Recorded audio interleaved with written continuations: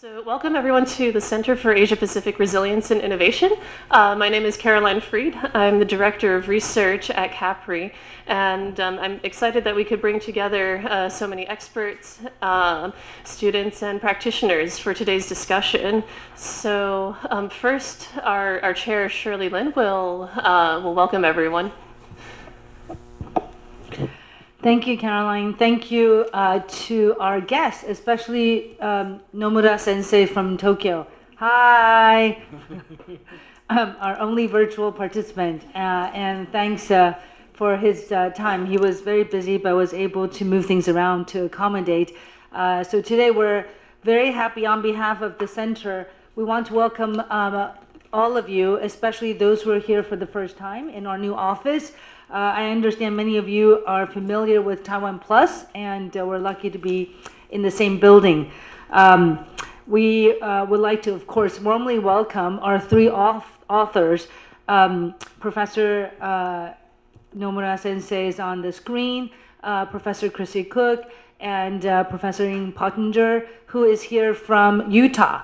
And we are very, very pleased to welcome you to 𝘏𝑀𝑟𝑒's first roundtable of this year.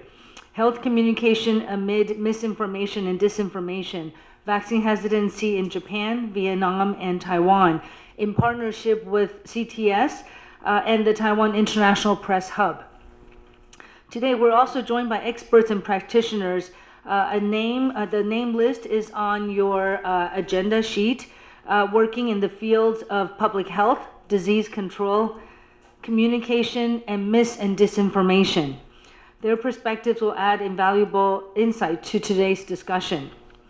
After today, please save the date for our third annual forum on May 12th, Shaping Landscapes Toward a Sustainable Future for the Asia Pacific.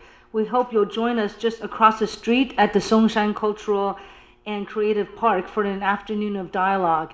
It is in the same location as last year, for those of you who were able to join us last year, to talk about sustainability across many facets of Asia-Pacific societies. Giving opening remarks this afternoon is a member of our board and the chair of our research committee, Professor Zhan Changquan, to my left. CC is a distinguished professor in the Global Health Program at National Taiwan University, and a big honor for me, my senior at Harvard. He has advised 𝘏𝑀𝑟𝑒's team since our very beginning on how we approach research, convening, and public and policy impact across all fields. He has had a central role in the development of this project as well as the center. So thank you, Professor Chen, for opening today's roundtable. Thank you, 𝘛𝘢𝘢𝘢. Good afternoon. It's my great pleasure to welcome you all to this important roundtable discussion on health communication amid misinformation and disinformation, with a special focus on vaccine hesitancy in Japan, Vietnam, and Taiwan. On behalf of 𝘏𝑀𝑟𝑒 Research Committee and our board, I would like to extend my sincere gratitude to our esteemed speakers, experts, and participants who have joined us today. Your presence reflects the urgency and significance of addressing one of the most pressing public health challenges of our time, the erosion of trust in vaccine due to misinformation and disinformation. In recent years, we have witnessed how false narratives amplified by digital platforms and social networks have influenced public perception, shaped vaccine hesitancy, and in some cases, undermine public health efforts. This challenge is not unique to any one country, yet the experiences of Japan, Vietnam, and Taiwan provide valuable insights into both the impact of misinformation and the strategy that has been effective in countering it. You know, the project of this vaccine hesitancy stems from 𝘏𝑀𝑟𝑒's early research on triple challenge of procuring, manufacturing, and rolling out vaccines during COVID pandemic in the Asian Pacific. So based on that first report, Capri developed this project on vaccine hesitancy to examine this public health challenge through the lens of communication, media, history, trust, and socially and culturally. This interdisciplinary project advanced our mission to undertake comparative research about the challenges policymakers are facing in the region. Capri's projects and convenings aim to break down the silos among fields, which is why today Roundtable brings together experts and practitioners in the fields of public health, communication, and fact-checking for discussion on these interconnected issues. Today, as we change ideas, research findings, and best practices, I encourage all of us to think critically about the roles the policymakers, media, healthcare professionals, and civil society in restoring trust and ensuring that accurate science-based information prevails. Once again, thank you for being here and look forward to a productive and insightful discussion. Let's begin. Thank you so much, Professor Jan. So I'm excited to moderate this discussion this afternoon and that we could bring together the three authors involved in our vaccine hesitancy project to share highlights from their findings. As Professor Jan said, this project has enabled us to draw from many fields, including not only public health, but also history, culture, behavioral science, and importantly, policy communication. So today's roundtable will start with the authors of the project sharing highlights from their research. They may touch on the historical factors that have shaped the public health and media landscape of the country, how the media environment affects vaccine hesitancy, policy practices, and lessons. So one housekeeping note as we get into the discussion today. I'd like to ask all the participants in the room in person to speak into your microphone whenever you are speaking so that Professor Nomura can hear you through the Zoom call. And with that, we're lucky to be joined today by Shuhei Nomura, a senior fellow at Capri and professor in the Global Research Institute at Keio University in Tokyo. He sits on the Scientific Council for Global Burden of Disease Research, participates in the independent expert group on the Global Nutrition Project, and consults the Japan office of the Bill and Melinda Gates Foundation. And during the COVID-19 pandemic, he has been a research team leader monitoring excess deaths at the Ministry of Health, Labor and Welfare of Japan. So Professor Nomura, with his team, authored a policy memo on Japan for our project, which highlights several historical and cultural factors of vaccine hesitancy in Japan. So please tell us more, Nomura-sensei. This is a really great honor to be with you all today. I saw many familiar faces. I am a professor at Keio University, Japan. And, I wrote the paper we are discussing today about Japan's experience with vaccine communication. When we look at Japan's experience with vaccines, especially during the COVID, the pandemic, I believe there are so many important lessons we could learn. And I think it is particularly super significant to look at how the communication strategy developed. So I want to start with some important context. So, before the pandemic of COVID, Japan actually had the the lower levels of vaccine confidence among countries worldwide. So this was, particularly due to our previous experience with the HPV vaccine in 2013. It was more than 10 years ago when fears about adverse events led to the suspension of proactive recommendations of the vaccine by the government, which in turn resulted in the extremely low vaccination rate of the HPV vaccine. But during COVID, something important happened, in early 2021. So before the COVID vaccine became available in Japan, the many surveys show that more than 1/3 of Japanese adults, around more than 30% of Japanese people, disagreed with getting vaccinated.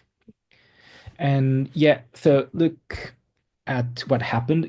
Japan, but managed to reach about 80% the coverage for the first two doses of the COVID vaccine. The huge the coverage. So I think one of the key aspects of this change was how our government approached communication during the COVID. And yeah, they really tried to take a careful approach.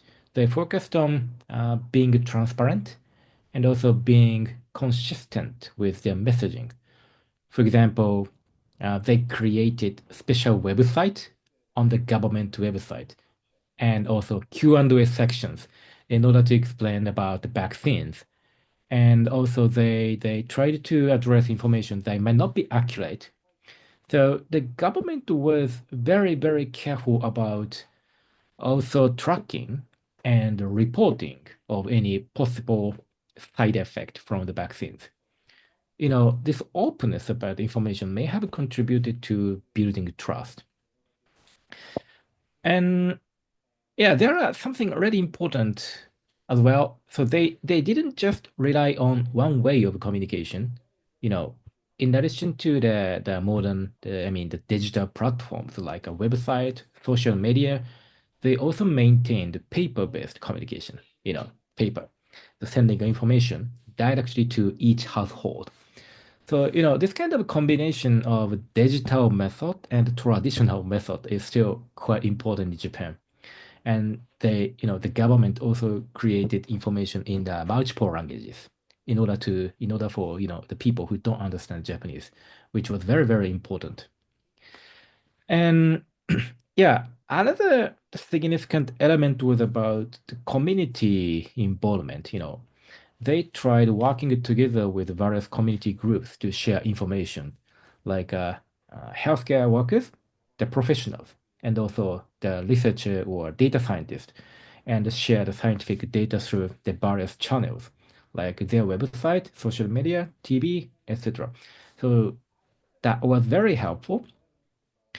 Yeah, sometimes they also took very unique approaches, like somebody created comics and also they put advertisement in the public transport.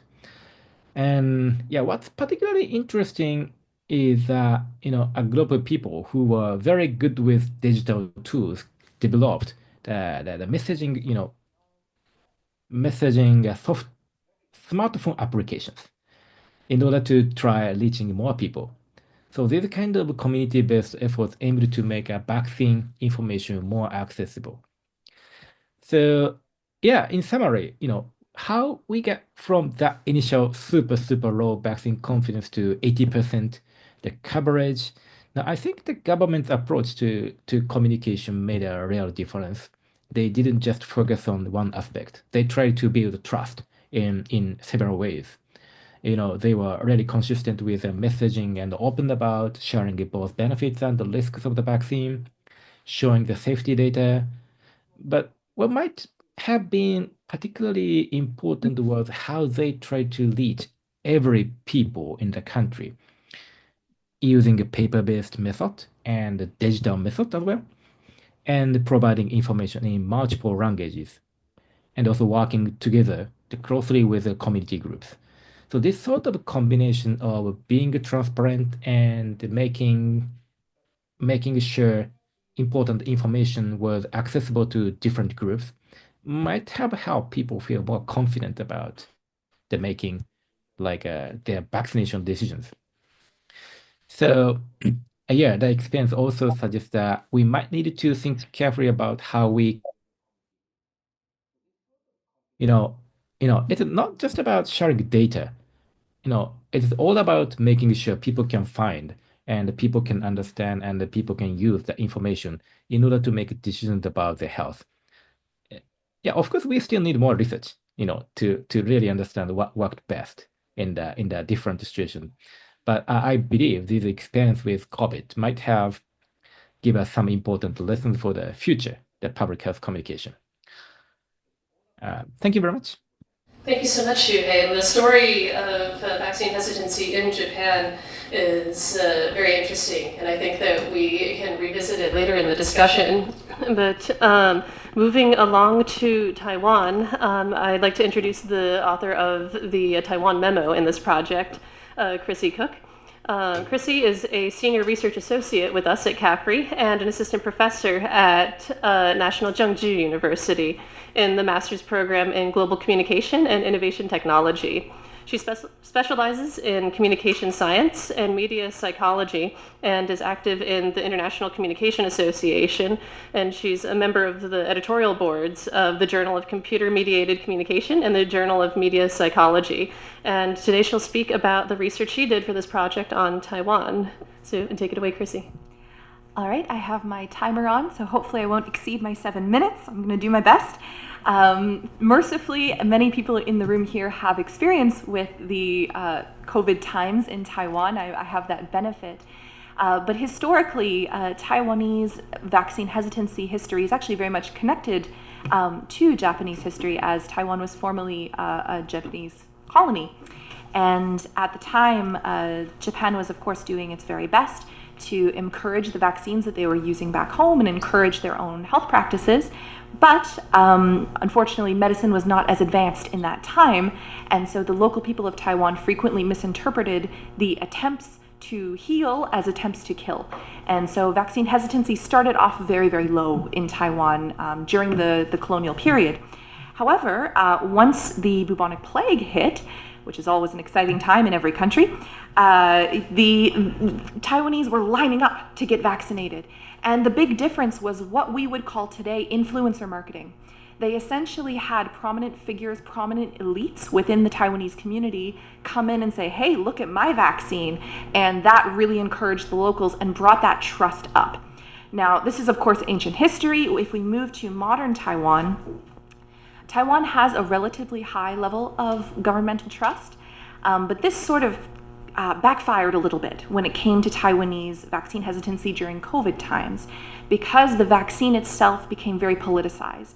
And this is something that we can see in other countries around the world, although Taiwan, it was perhaps a bit different than what you might be used to in the typical narratives around vaccine hesitancy. So if we think of the States as one of the big, classic, if one can call it that, examples of vaccine hesitancy, the vaccine was indeed politicized, but the political decision was whether to be vaccinated or not.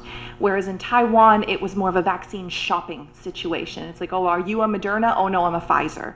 It's like, oh, are you a Medigen? Oh, no, well, we can't talk anymore, this kind of situation. So the crux of the issue is that governmental trust was connected to vaccine trust. They essentially became the same construct within Taiwan. And this becomes a problem when you have a system with two major parties. So your decision of vaccine became your vote, essentially, in the Taiwanese context. And this is a problem. I think I don't need to explain why this is a problem, but it is for many reasons. When you're making a health decision, it should probably not be based on your preferred color politically.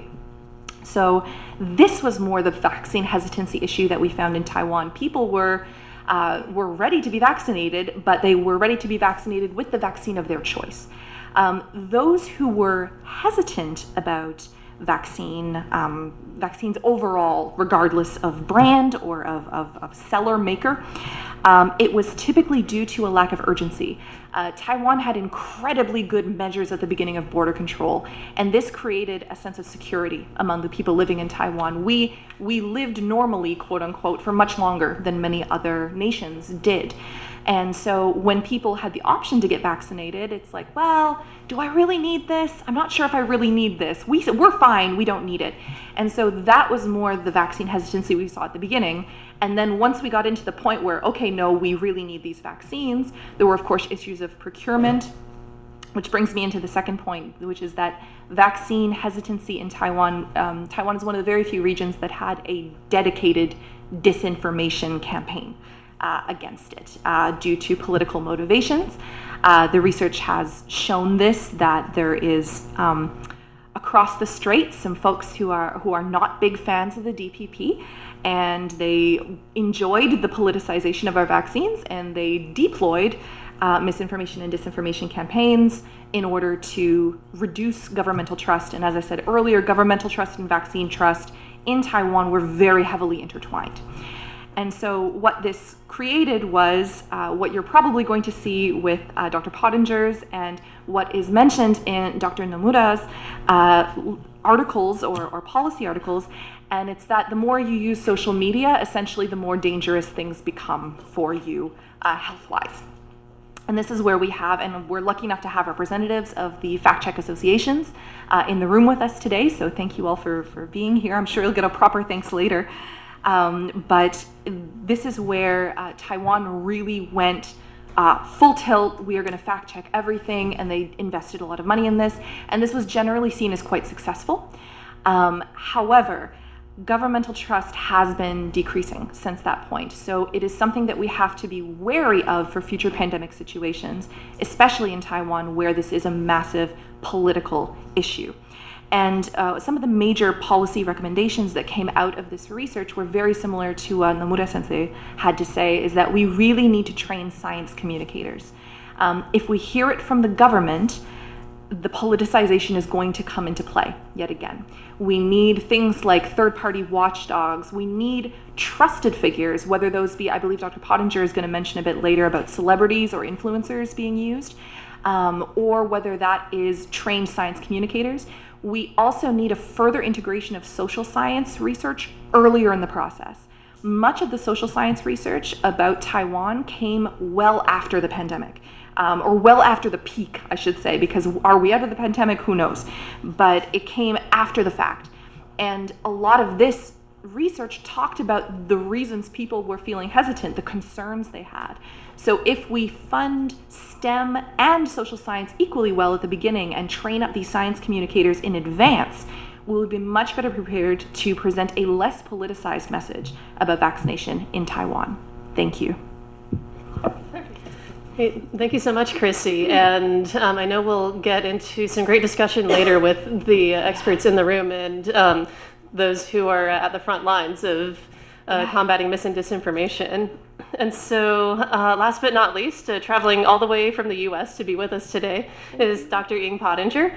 Dr. Pottinger is a senior fellow at CAPRI, and she previously served as a senior technical advisor for laboratory surveillance at ICAP at Columbia University, where she focused on HIV public health programs, primarily in Africa. During the COVID-19 pandemic, she provided technical assistance and guidance to the US CDC and other government entities, as well as to ministries of health and other international partners on diagnostic testing and safety protocols for SARS-CoV-2. So Dr. Pottinger authored a memo in this series focused on Vietnam. So please share more with us. All right, I'm a little less disciplined than Chrissy with her timer. Out of the business a bit.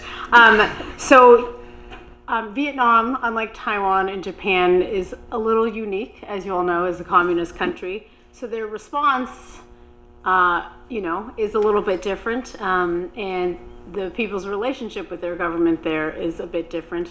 And you can say what you want, how many decades it's been since reunification, but I promise you there are some feelings that run still very deep. And that was probably reflected a lot, locally. And I certainly heard a lot of it from my relatives who live in Vietnam. I will say, so Vietnam actually has a very strong immunization record. Prior to COVID, the adult childhood immunization rates for childhood vaccines are in the 90%. This is a country with, trust in the immunization system. And that's really, with a large effort behind the government to reform after the war, the health program to make sure that there was universal health care, a large immunization program to go with it, and now there are 11 vaccines that are provided. And again, before COVID, strong uptake and strong trust in the vaccine program. And like many countries, the early COVID response was really about how can I get the vaccine, right? Everyone wanted the vaccine. And then all of a sudden, some vaccine showed up and they were from Russia, or they were from China, or even more scary, they were locally made, right? And so people were like, oh, that Moderna one, please. And Vietnam has a trust issues with what is provided too. So once they, Moderna or Pfizer showed up, people weren't actually sure it was Moderna or Pfizer because there was actually some fraud and some scandals around test kits within the government as well. So there's a general distrust, and it kind of flourished after the initial vaccine rollout, which was very high. Now the government claims it was 100%. You can decide if that's true or not. But it's probably closer to the truth because, in fact, they did enforce vaccine uptake by going and making sure every neighborhood was, everyone in that neighborhood showed up for vaccines on a given date, and I know that for a fact. So very high vaccination at the beginning. But, of course, that misinformation, disinformation, in Vietnam, the Vietnamese have a large diaspora outside of Vietnam, which feeds into a lot of the misinformation, disinformation as well.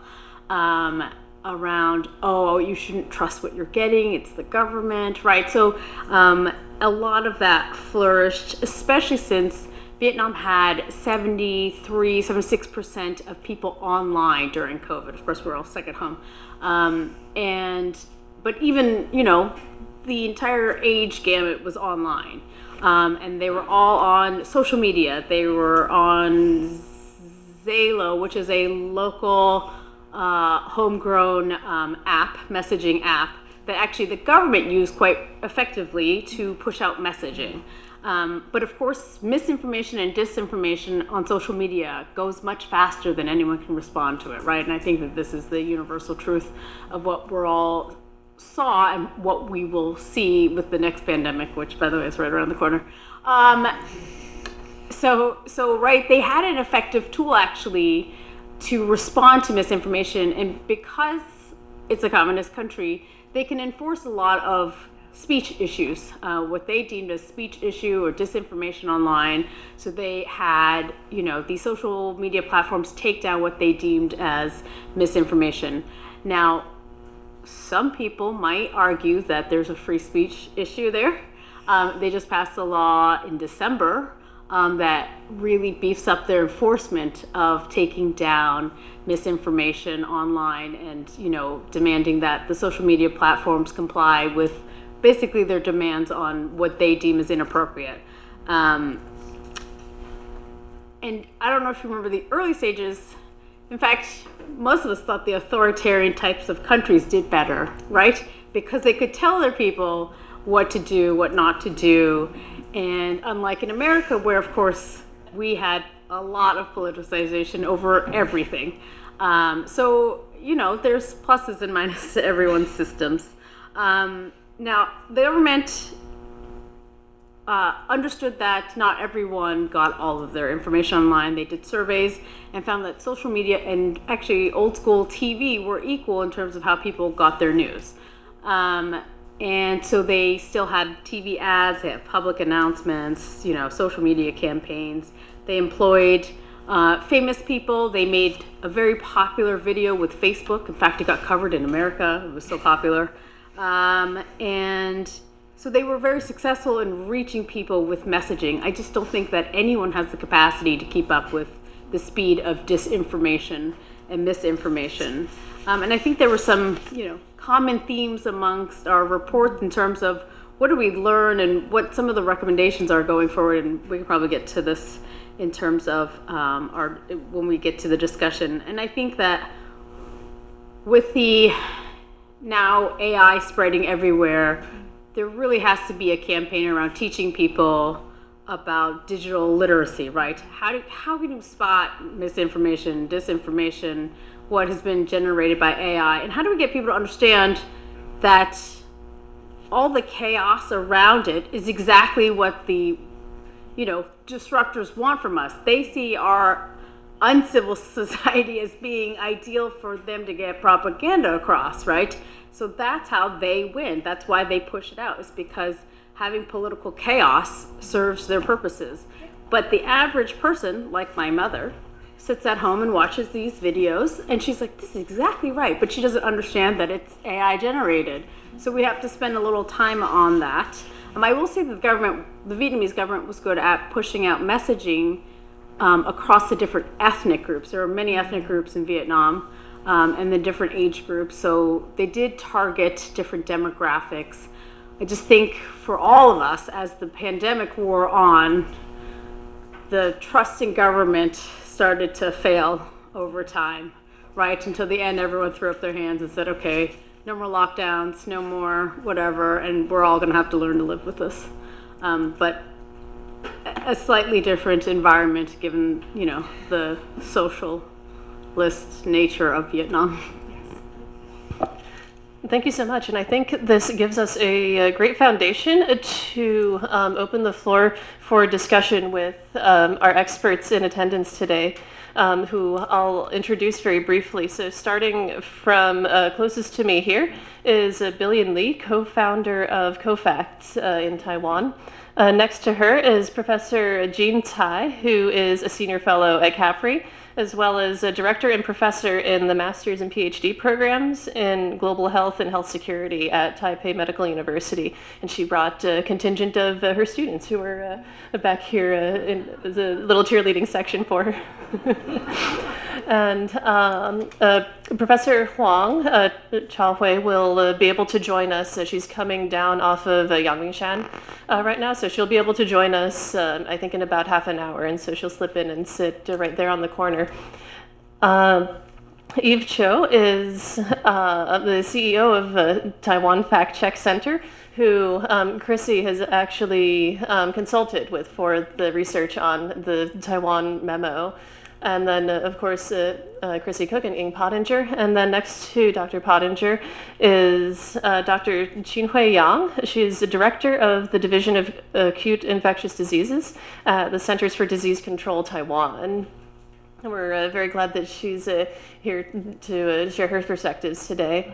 And then next to her is Lin Li, CEO of Taiwan Innovation Center Aging Incorporated, and can speak about Taiwan's growing population of elderly people. Professor Jan is, of course, already been introduced. And then next to him, I can give a special shout out to Professor 𝘏𝘢𝘢𝘢𝘠, who is a former laboratory scientist at the US CDC and, as I understand, a mentor of Dr. Pottinger. So thank you for joining us today. Perhaps one more note on housekeeping before we get into the discussion. Again, I'd like to remind everyone to use the microphone on your table when speaking so that Professor Nomura can hear everyone. And so in lieu of raising your hand, if you'd like to speak and the conversation is going, please stand up your name card like this so that I'll know to call on you. And Professor Nomura, you can use the hand raise function on the Zoom. Or I'm sure all of my colleagues in the room will make sure I can see it when you want to jump into the conversation. And so perhaps I can open our discussion with a question about a theme that came up in every single memo that we produced for this project, and that was the role of social trust in not only protecting public health, but also creating a more trustworthy information environment. So this became a central theme of the project, and perhaps it's a characteristic that differentiates Asia-Pacific countries from places like the United States and Western Europe, where we perhaps hear the most about vaccine hesitancy. So as an open question for this group, in what ways is societal trust a factor in not only public health policy, but also in the work of combating mis and disinformation? Go ahead, Chrissy. I think it's critical. As someone who is a communication scientist by job or by vocation, one could argue, the crux of all misinformation research is who determines the truth. And that is a massive issue across the board, across no matter what country, no matter what topic. what you define as misinformation is defined by what you consider to be the truth. So as most people in this room, I would imagine, please feel free to correct me if I'm wrong, but most of us would argue that truth is determined by scientific evidence.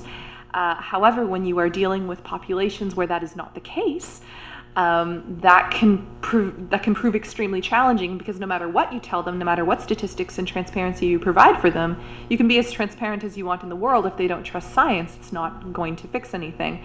Or in the case of Taiwan, one of the findings, and I wish I had my paper in front of me, I would give you the exact, please go find my citation in the paper. But many of the Taiwanese research said that the more you communicated within your family, and the more you use social media, the more vaccine hesitancy that you had. And the social media part didn't surprise me, but the communication within the family did. And that was something, and Taiwan is, of course, like many Confucian societies, very intergenerational. Families are very tight, they're very close. So you can spread misinformation very quickly in a hierarchical situation where you can't say no to grandma, essentially, is what I would imagine is happening. That is not a quote from the article. I will that is very much a me, but yeah, that's kind of what it is implied. So I think the social trust and governmental trust are absolutely critical for anything to do with misinformation, because what even is misinformation is determined by who you trust. Thank you, Chrissy. And 𝘠𝘢𝘢, you have your hand raised. Please go ahead. Yeah, thank you. Thank you very much. Yeah, I agree that trust is really, really important. I do think it can affect not only individual decisions, but also the potentially influence public health outcomes for many years. Yeah, I want to share what we observed in Japan before. Again, back in 2013, we had a situation with the HPV vaccine. As you may know, the many unconfirmed adverse events were reported by the mass media. And then these reports created, the widespread fears in the general people, which led the government to suspend their recommendations for the recommendation of the vaccine. So the vaccination rate dramatically dropped from about 70% to less than 1%, which was very small. And during COVID, we saw something very similar at first. So as I said, my survey, also the research groups showed that only more than 30% of people disagreed or unsure to get vaccine. But when government changed their approach, being very open about the benefits, the safety, also risks of the vaccine, and also consistently sharing accurate information, Japan finally managed to reach about more than 80% of coverage for the first 2 doses of the COVID vaccine. So what we might suggest that when misinformation or disinformation spread, it can significantly affect not only just individual decisions about the vaccine intake, but also potentially impact public health outcomes for years.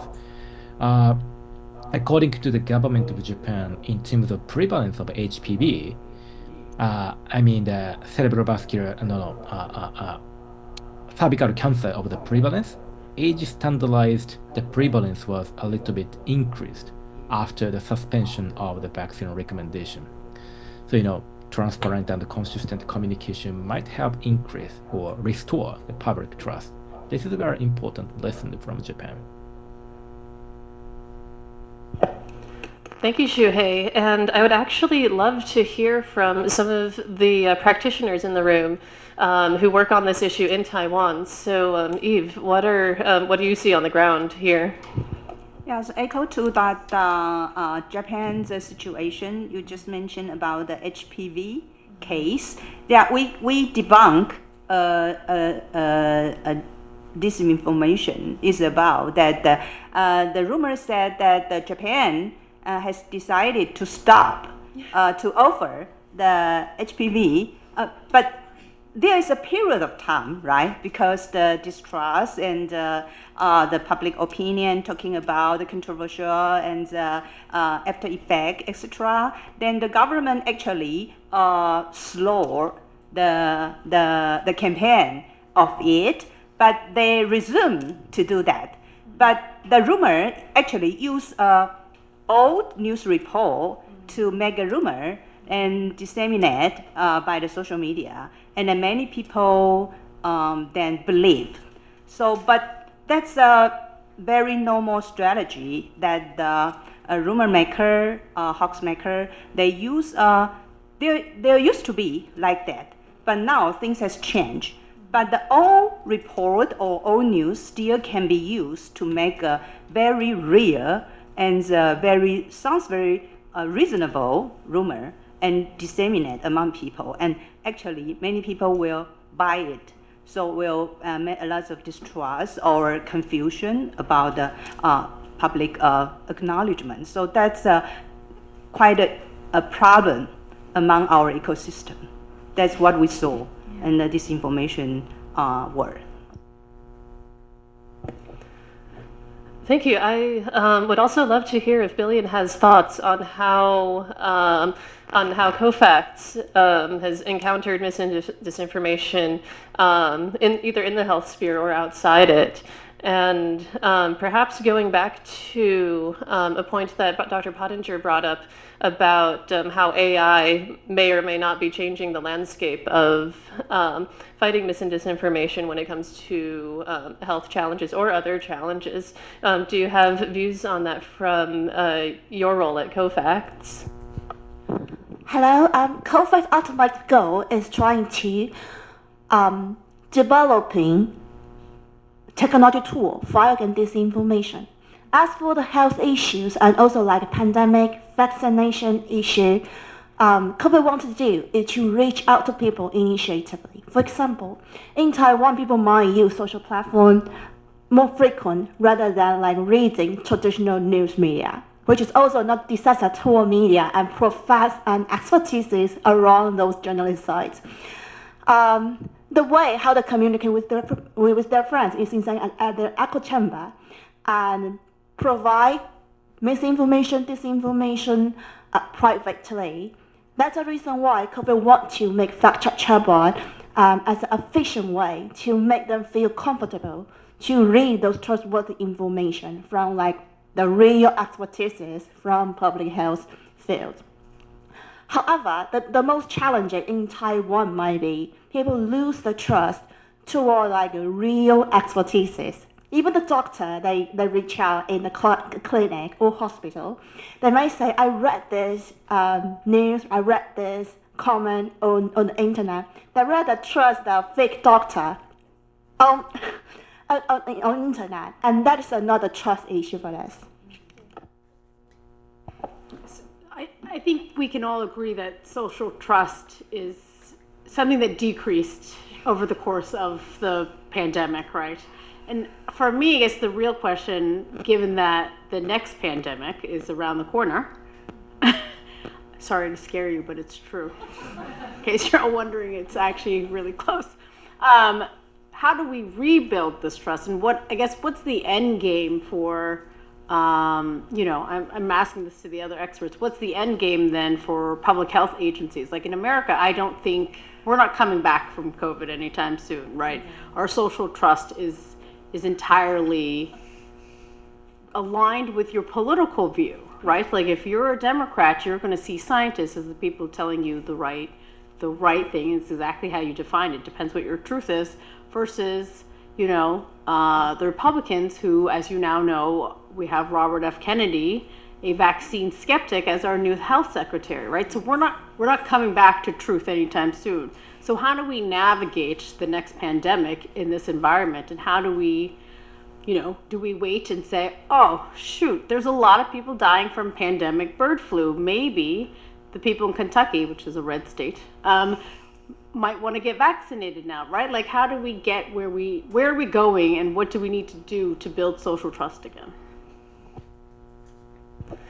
Thank you. And this is actually related to another question I wanted to pose to the group, was the role of both national governments as well as local governments and perhaps also community leaders in commuting health information and policy, which perhaps I'd like to throw out to anyone in the group who would like to answer.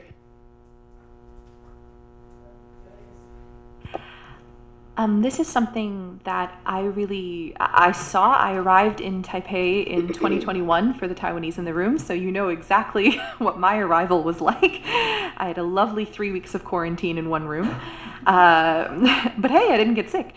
But in terms of national and local government, I think there is a role to play, but perhaps it might not be the role that it has played historically. In the sense that both in the U.S. and in my own home of Canada, in case you didn't guess, I'm not Taiwanese, but in Taiwan, in many places that we've looked at, governmental trust is quite low right now, just kind of across the board. So I think maybe a good role for government and national, local, all these levels is to build up people who are still trusted, and make use of those trusts, and be the word transparency has come up a lot, and I imagine it'll come up a lot further in these discussions. Build up a transparent communication with people who are still trusted entities, whether that be as silly sounding to us perhaps in this room, as an influencer, as a public doctor. You know, I know in the States they have many what we call YouTube doctors now. If Taiwan has folks like that, this could be a new role, kind of taking a step back in the communication themselves, at least until such a time as we've elected someone we like in democratic situations, or until such a time as other systems have someone in power they feel they can trust. But this could be an alternative approach for future government work.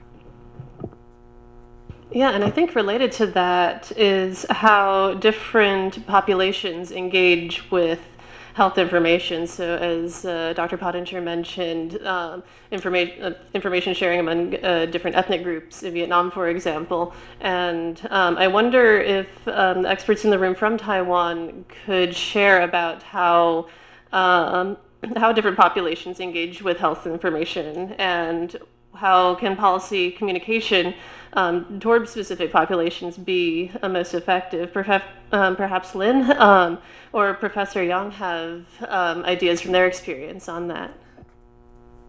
I'm happy to share. Sorry about my voice. Speaking too much. First, I like to start by sharing my high thanks to CDC and people like Professor Chan, because Taiwan's public health actually is quite well established, and in terms of promoting disease control, major crisis, SARS, pandemic, actually there's well-resourced to do a weekly report on having the right professional conversation. So as a Taiwanese, and also I was working very closely with the UK government, it was quite eye-opening how dedicated policy and government system in Taiwan. Actually, every Monday, everybody want to see healthcare minister to tell the public what's happening this week, how many deaths, how many seats, and how many people take vaccines. Now, coming back to today, globally is hitting the global aging society, and therefore social public health and also vaccination become a critical issue on prevention, because no country in the world can afford a very nice medical system and treatment like the old days, because we're facing the oldest human being living in the world, and active and healthy and highly educated. By 2033, I won't say 2050, 2033, in Taiwan, 2/3 of the population will be over 50. Retire, highly educated, want to do a new career, want to do something different, but they are also aging. And so vaccination, right information, they're smart. And I have to say, citizens are getting smarter nowadays. So I think social media cannot also be naive, thinking everything will be believed for a long time. Things would turn around very, very quickly in a week or two if you do not have the right information.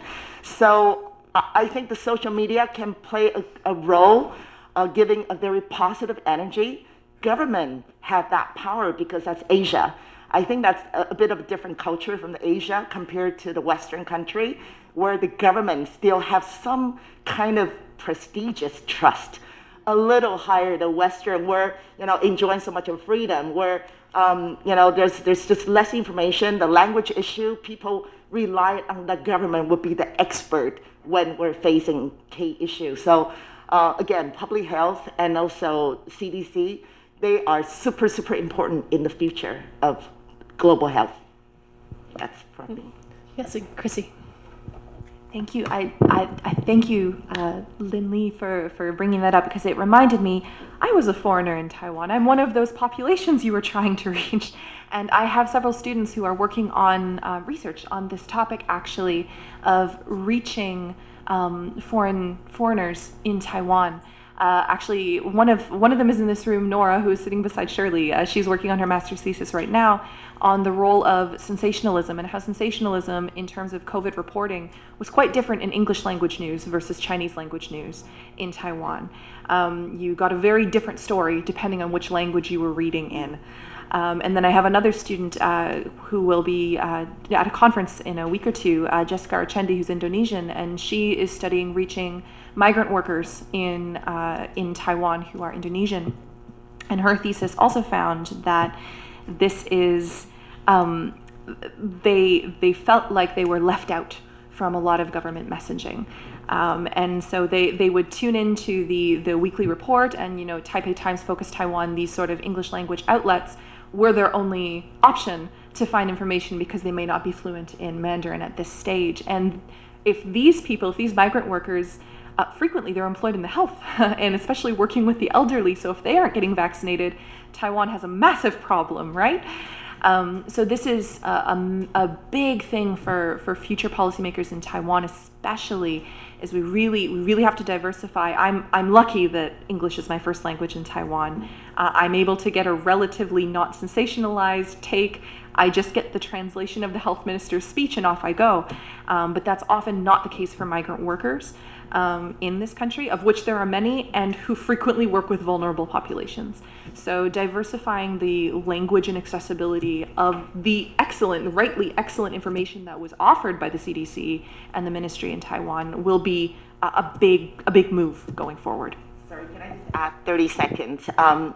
I met a senior CDC official, and I want to speak up for them, and I want to speak for Section Chief Yan. Actually, in the UK, the healthcare spending has put 10% on health prevention, and this is 10%. But we asked the senior officials in CDC how many percentage in Taiwan has put on prevention. Less than 1%. Less than 1%. Pandemic is a very unique. Sorry, it's my series. Sorry. They want to speak too. Sorry. Welcome to AI. So actually, Taiwan have less than 1%. Pandemic is actually a special national crisis. So big spending. So I like to plead actually Taiwanese government or any like Vietnam or Japan, actually the public spending, review how much you spend on the medical treatment versus medical prevention, which is where we want to see in the future as aging population going to be the future for us. It sounds like you need an RFK Jr. here too, who wants to focus on prevention and communicable diseases as opposed to pandemics. Yes, Professor Yang. I want to add something.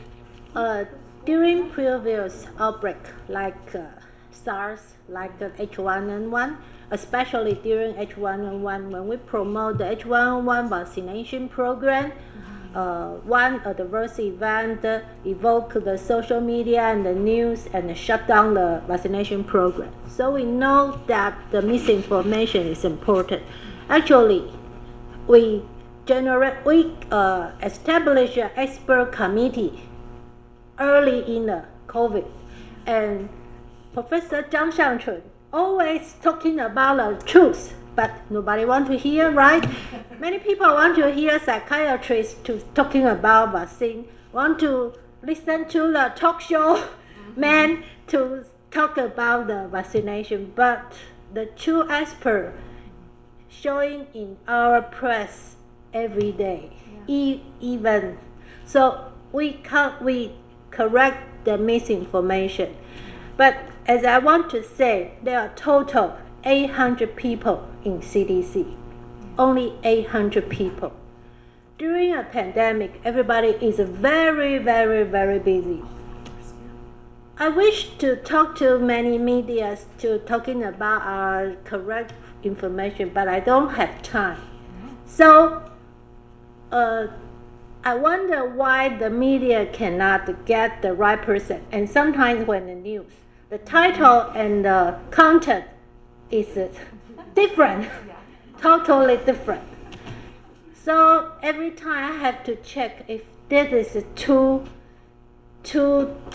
different. I will ask our public health to communicate with the media. So the social media and the news give me many trouble during the COVID. Yes, I want to say I hate journalists. You know, during pandemic, I am in charge with the national immunization program. I have to procure the vaccine. I have to implement the vaccination program, distribute the vaccine, and ask the population to get the vaccination. But the vaccine hesitancy in Taiwan, political is an important issue. And another thing is complacency. Yes. If they don't think no risk, they don't want to get vaccine. But when the news become too robust, the epidemic, everybody want to get vaccine. But vaccine is not like a food. You just create it and suddenly you can. A vaccine you want, you need time, you need import, you need check. It almost needs 6 months to 1 year to have the vaccine. It doesn't like a things that say I want and tomorrow I will get it. So as a policymaker, it always made me feel very difficult. We prepare for 5 million doses of COVID vaccine this year, but only half of them are administered to population. We repeated to education, the public about that is important. So I think 2 targets is important. First is the healthcare workers. If healthcare workers can more talking to his patients, it would be easier to persuade them to get vaccination. But recently, due to the national health insurance system, we have a little bit struggle with the primary physicians. So sometimes it's a little bit difficult. But they are our best friends because only physicians can ask their patient to get vaccination. So this is the first target. The second target is a journalist. As you said, that the paper news always right. Yes, because we have a good relationship with them. We will give them the documentation. We will correct all the things different. But the internet news, the social media, no. We cannot extend to say what is right or what is not. We only can say, this is wrong, this check is wrong, this is a wrong message, this is misinformation. So I think that social media is a two-sided knife. They spread the new information about the epidemic, but they also spread the adverse events of vaccination. If you get a vaccine and feel discomfort, you will complain at FB or lie. But if you got a vaccination, it's good. Did you say something on that? No. So in YouTube, there's a research that bad news YouTube would have grant 100 times recognition than good news YouTube. So this spread the bad event of vaccination. But even so, we will try our best. Even so. Thank you, Director Yang. And earlier, I saw Shuhei's hand up. Shuhei, did you want to jump in? Yeah, thank you. Very, very interesting discussion. And I confirm Japan has very similar situation with the Vietnam, Taiwan, and the UK as well. So many people have a different preference of the different information source, and also the trust level is very diverse according to the different channel. And in Japan, we have noticed some interesting pattern about how different media channel reach different people. I do think this may be common that Taiwan and Vietnam have a similar situation, but my research show that our older population tends to really rely on more on the traditional channel like a newspaper, TV substantially, and younger people often get more information through the social media. And what interesting is that the different social media platform like YouTube, X seem to attract different groups. And then my survey conducted right after the vaccination started showed that the YouTube had a positive association with the vaccine intake, but X did not. So yeah, that's why during COVID, our government, Japanese government, used both traditional and digital approaches. The paper-based communication remains a very important for some people, and it is part of our culture. But we need to use digital channels too.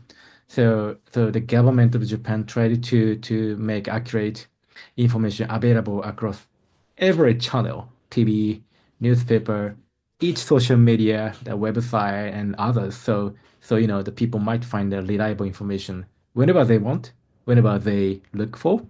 So this kind of I can say comprehensive approach might have contributed to addressing misinformation and disinformation. Over to you. Thank you, Shuhei. And I see Jean. And then I think we'll open the floor to Q&A with all the participants here. Thank you. I just would like to provide some of the information from the surveys. Actually, we conduct a survey in 2014 and 2020 regarding vaccine hesitancy. But I would like to share some of the unexpected outcomes here that they actually, I have to agree with Dr. Yang regarding the importance of healthcare workers, especially the best the information deliveries the messengers regarding the importance of vaccine. However, from the study, it shows that actually the vaccine hesitancy among those healthcare workers or health-related experts increased. And then they are also importantly that actually the populations in Taiwan actually do have a high trust of the quality of health care in Taiwan. However, they have a serious concern of the vaccine productions. So it's the link. So somehow I think they should now. I do fully agree that the importance of enhancing the trust of government because vaccine, this product is highly rely on the approval and also the promotion of the government. But I guess we also have to think a little bit about that parts that, especially that linked to the arguments regarding the importance of transparency during the governmental process of those vaccination approval stuff. So I guess this is quite clear that the behavior of receiving information is already changed, and also like what we already heard here that the different populations actually go through different ways to get their own informations. But then I do have to concentrate on the importance that they will still miss some parts regarding the linkages from those messages to the end users, and also we also have to take care of that the production issues that because the trust toward different targets actually require different kind of resolutions, I guess. Thank you. Thank you. I see the plaques raised for Professor Jan as well as Ying, and I thought I saw Eve, although I don't know who went first. But perhaps Professor Jan. Yeah, very good discussions, and I want to share some of these views you have expressed. So vaccinations, voting, and volumes. So we all agree that social volumes, internet volumes, is more important than traditional reports, newspaper or television. And it's so interconnected. And how can we deal with this? You know, where is social bullying from? It's not from Taiwan. It's globally. It's so fast to have one message in DC or in Tokyo, and people read it and, you know, displayed it. So that's no government can stop this. It's not a matter of how big the government, how small the government. It's just impossible. Okay. So, and it takes 10 or 100 times more to rectify the false informations. So what can we do? We have to build a decentralized truth forums everywhere, but we are not building that. You know, a lot of reflections we have through the COVID, we have to build government strong, but it isn't possible in any democracy or even authoritarian country. It's impossible. So we have to build the civil society strong. Like, so in Japan, then look about these vaccine issues. You know, people trust medicines for a long-term experience.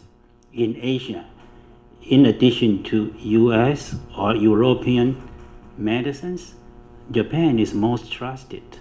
So once Japan has some doubt, okay, this will be transmitted very fast to Taiwan. Although, so AZ is a problem. We have the AZ vaccines, and Japan say we purchase and we don't use it, and our government so it's okay to use it. You know, that's a problem.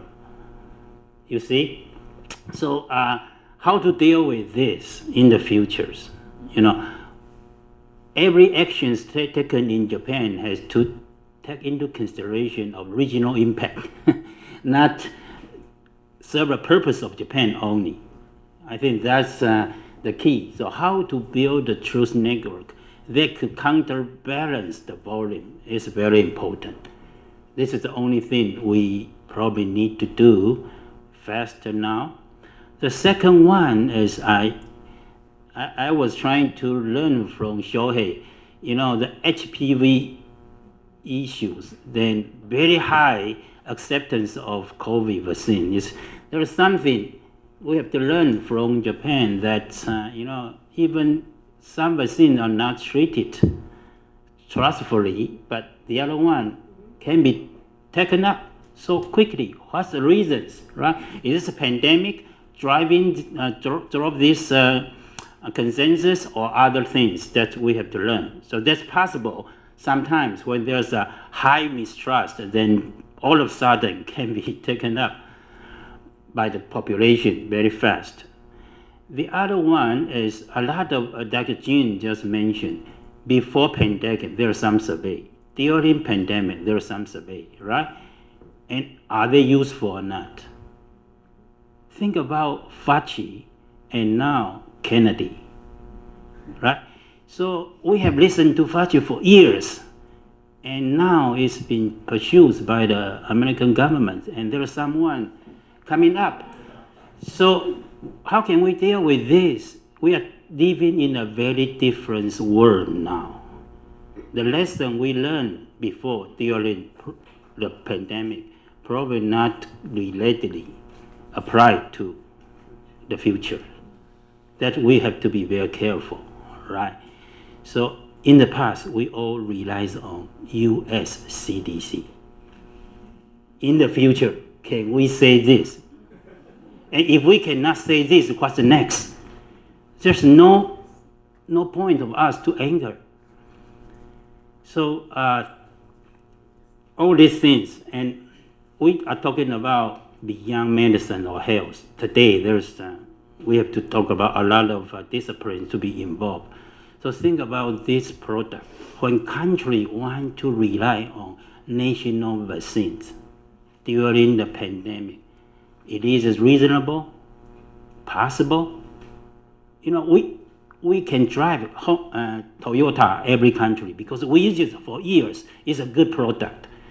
Now, you have a company who produce a vaccine that have not been used before. Then, in the big crisis, and we say, oh, the government come out and say, this is good.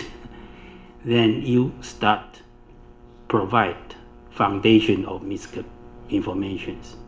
So all these things, I call for regional cooperation. If we want have a future vaccine, better have a regional vaccine, not the national vaccine. And how to do it? We have to network of clinical trial that every population should be involved to be tested, for this kind of things to do. So decentralized truth disseminations, social media, and also regional vaccines that we have to work. And how to do that?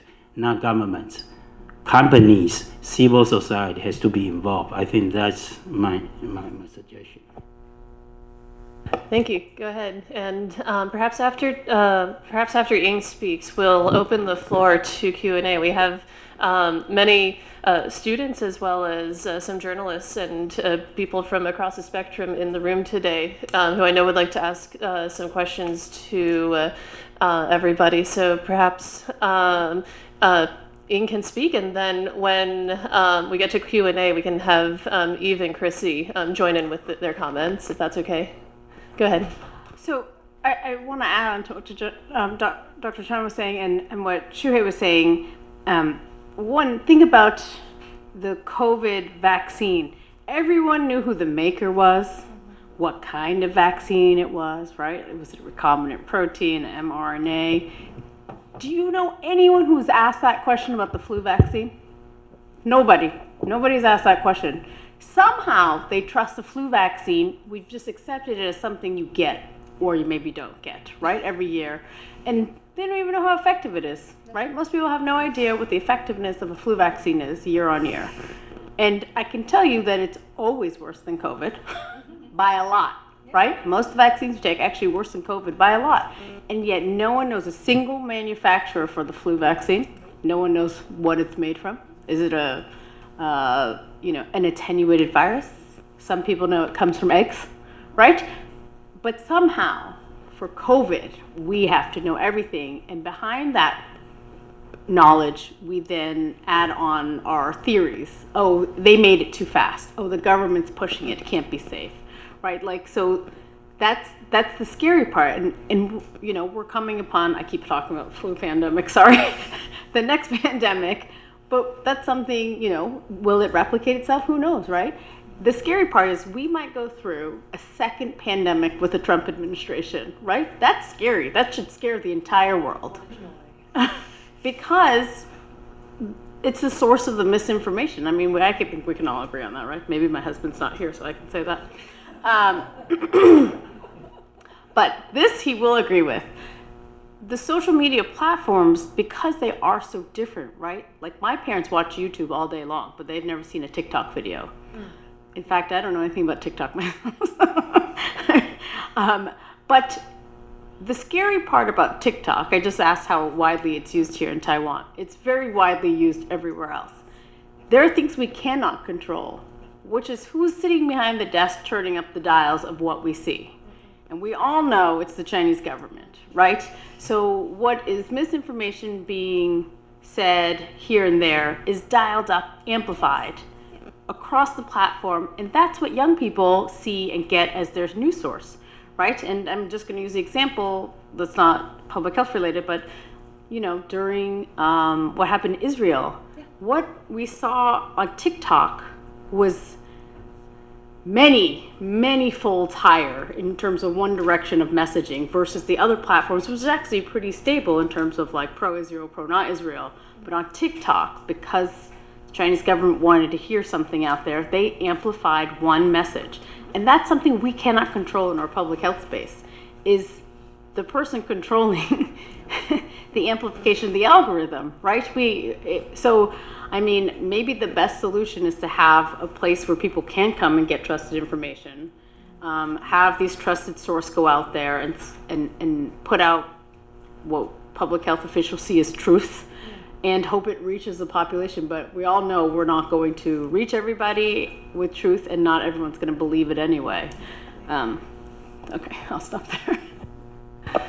Sure, thank you. And so I think it's a great time to transition into Q&A. So for anyone in the room to join in and ask a question to our expert panel. So if you'd like to ask a question, please raise your hand, and one of my lovely associates will bring you a microphone if you're not sitting at a place that has a mic. Please introduce yourself and then ask your question. Thank you. So we saw Harry, and I'm sure one of my colleagues on that side will alert me if someone behind me has a question. Well, thank you very much. My name is Harry Harding. I'm a member of the board of 𝘏𝘪𝘦, and I want to thank everybody involved in this meeting for arranging a very, very interesting, if not always, discussion that makes you more optimistic after it than it was before you heard it, but really good presentations.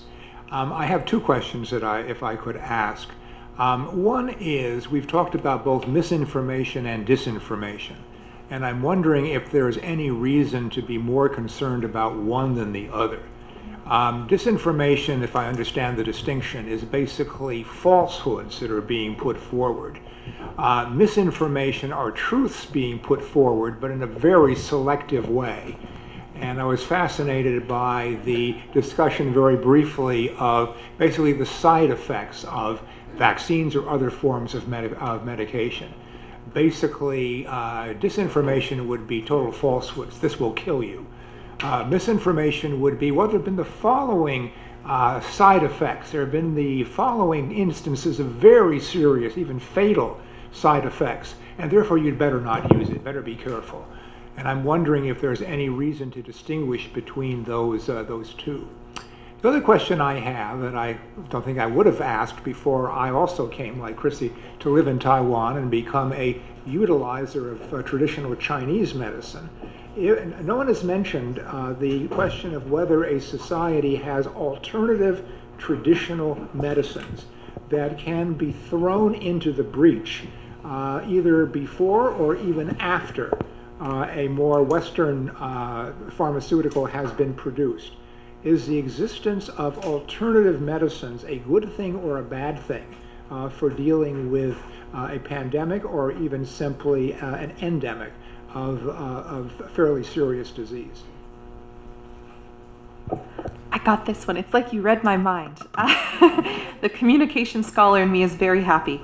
So actually, the distinction between misinformation and disinformation is slightly different from what you said. So it's actually to do with the intentionality of the spread. So misinformation is inaccurate information that has been spread without the spreader knowing it's inaccurate. Disinformation is when you purposely say the wrong thing to get the wrong thing out there. So exactly, usually online, and it can be in other forms as well.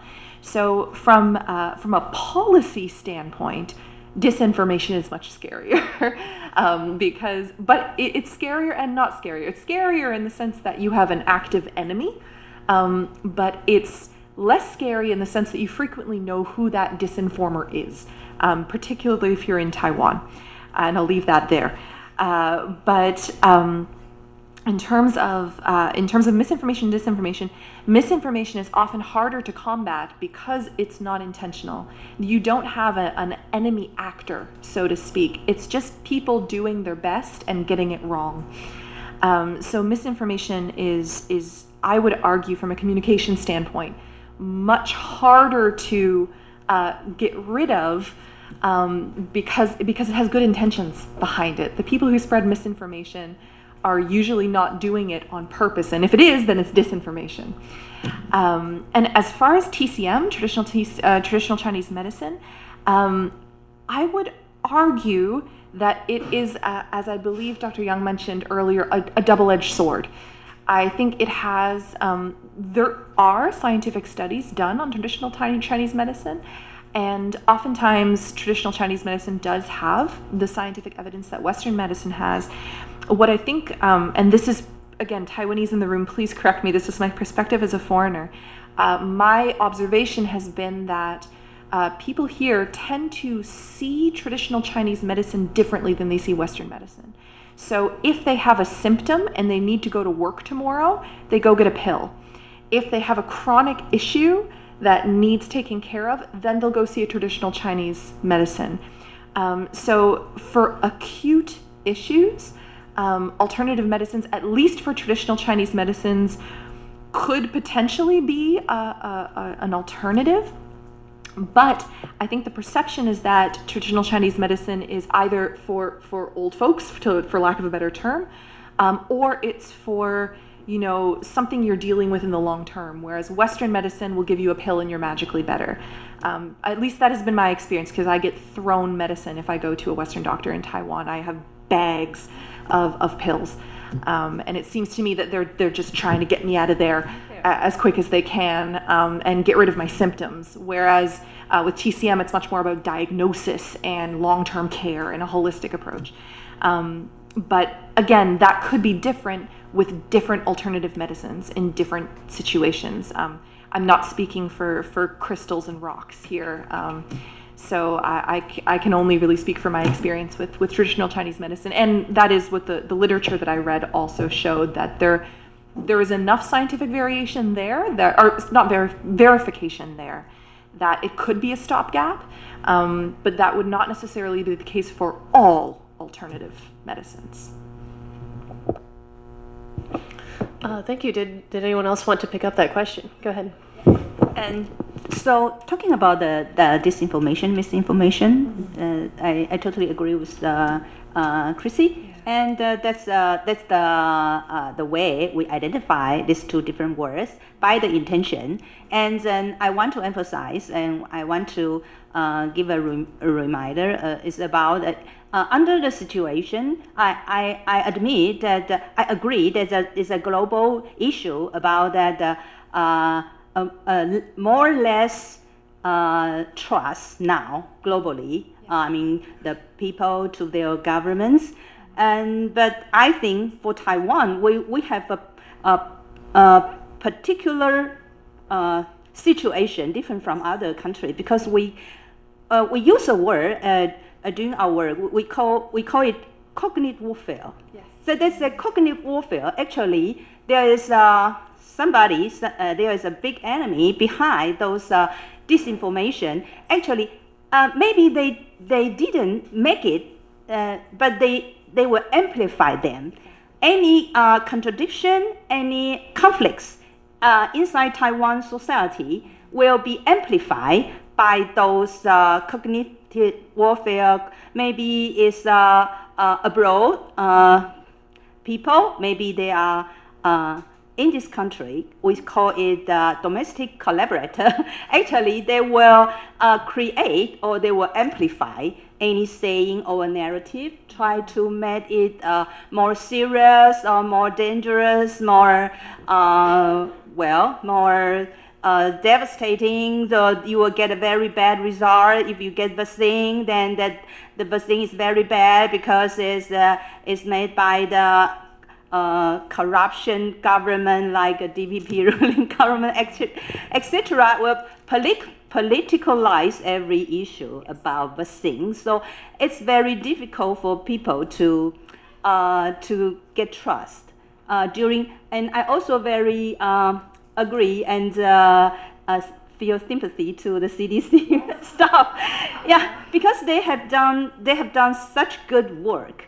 But I think the mainstream media actually get correct information from everyday press conference, right? And Chen Shizhong and Zhang Shangchun, they all the medical authority, they all apply very correct information for public, for Taiwan people. But when things go onto the social media, those online influencers, they will twist or they will change, they will use other words to give another story, another narrative. So I also agree about the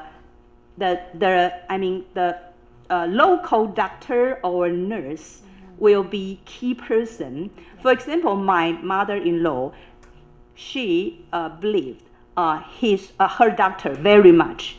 And it's a local small clinic, and there's a local doctor. But when the doctor told my mother-in-law don't get vaccine, she really believed, and then after that, she never get vaccine until she passed away. So it's a tragedy for our family, but there's no way to persuade her to get vaccine because she believed her doctor so much. So I really believe because the doctor, Taiwanese people believe their doctor very much. Yeah. So that's the privilege of a doctor, but always go to the doctor, then the senior person will believe their doctor. So if they're close to them and take care of their life, so they believe them. So I think there's a key person for them. And also journalists, also journalists, yes, but the mainstream media lost their audience. Then as an online influencer, what can we do with the online influencer? I don't have the answer because the misinformation, disinformation every day we're dealing with, actually, they are the creator and actually the online the influencer, they doing most of them. So it's an issue, it's a problem, but probably they can be resolved if they change the role, if change the direction of their influence. But how can we make it? Yeah, that's the question. Great, Jean, you wanted to speak? Actually, I guess I would like to raise a question which I don't really have a clue yet. So I have to follow that in the discussions of those information and misinformation and these resolutions. Usually I come to the fundamental question like who decide what is truth. And then, we do observe that too, But then in the, especially in the vaccine issues, which is highly expertise issues. Actually, I'm not sure because in Taiwan we can also see that both sides have a really excellent scholars. They're talking about different viewpoints with the same scientific report outcomes. So I am wondering about the opinions also from the scholars or from communications also regarding the issue like that, because usually the lay people doesn't really know how to interpret those kind of scientific reports. So they heavily rely on the interpretations of a scientist because scientists is the people who translating the numbers, data into lay people language, like, oh, it's safe or it's not. Otherwise, on the data, it's like 80% or safety, like things like that, numbers. So, and it's like what you mentioned, it's a little bit difficult to say it's intentionally bad, right? And so, from that perspective, what would be your opinion regarding when all the experts are delivering those information with conflicting viewpoints, and what is the approach for that? I really feel I have students in the room, so they're probably going to laugh when I say this because they know I drive this home a lot. I would love to see a representative from the Ministry of Education here to deal with exactly what you're talking about, because I think what is required is a massive shift in social norms, and that starts far earlier than what we're doing. I think what's required is, there should be communication departments at normal universities. We should have collaborations with experts in communication and media literacy, starting in, grade 1. We can't start at the master's level. We can't start at the bachelor's level. And I know Canada and Taiwan are very similar in the sense that everyone and their dog has a bachelor's degree. We're extremely educated. And we're still having this issue, evidently. So we really, really need to bring media literacy into our education systems early so that we can be transparent and have this good CDC data that we're getting. And by the time they're old enough to make those decisions, they have a foundation to be able to make those decisions and have that critical thinking. Again, my students will laugh at me, but I'm very against the very standardized test approach that Taiwanese education currently takes. And I think critical thinking takes a back seat longer than it should.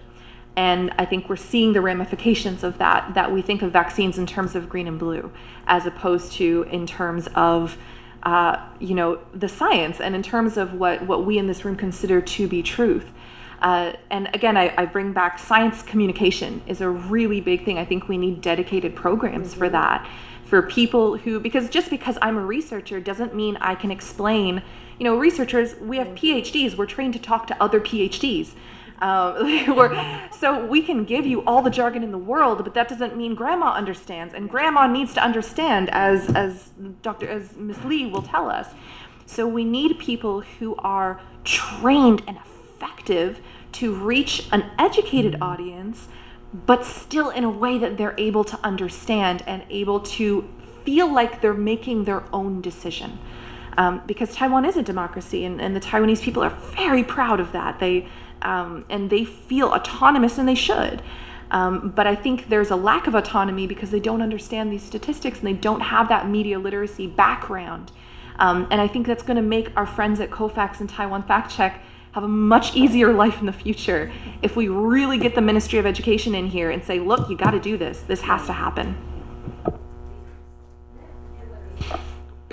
Great. So I'd love to collect perhaps between 1 and 3 more questions from the group. So, okay, I saw 3 hands over here. So over here, so we'll collect them all at once, and then the panel, as it were, the group will kind of answer all 3. So yes, please introduce yourself and then ask your question.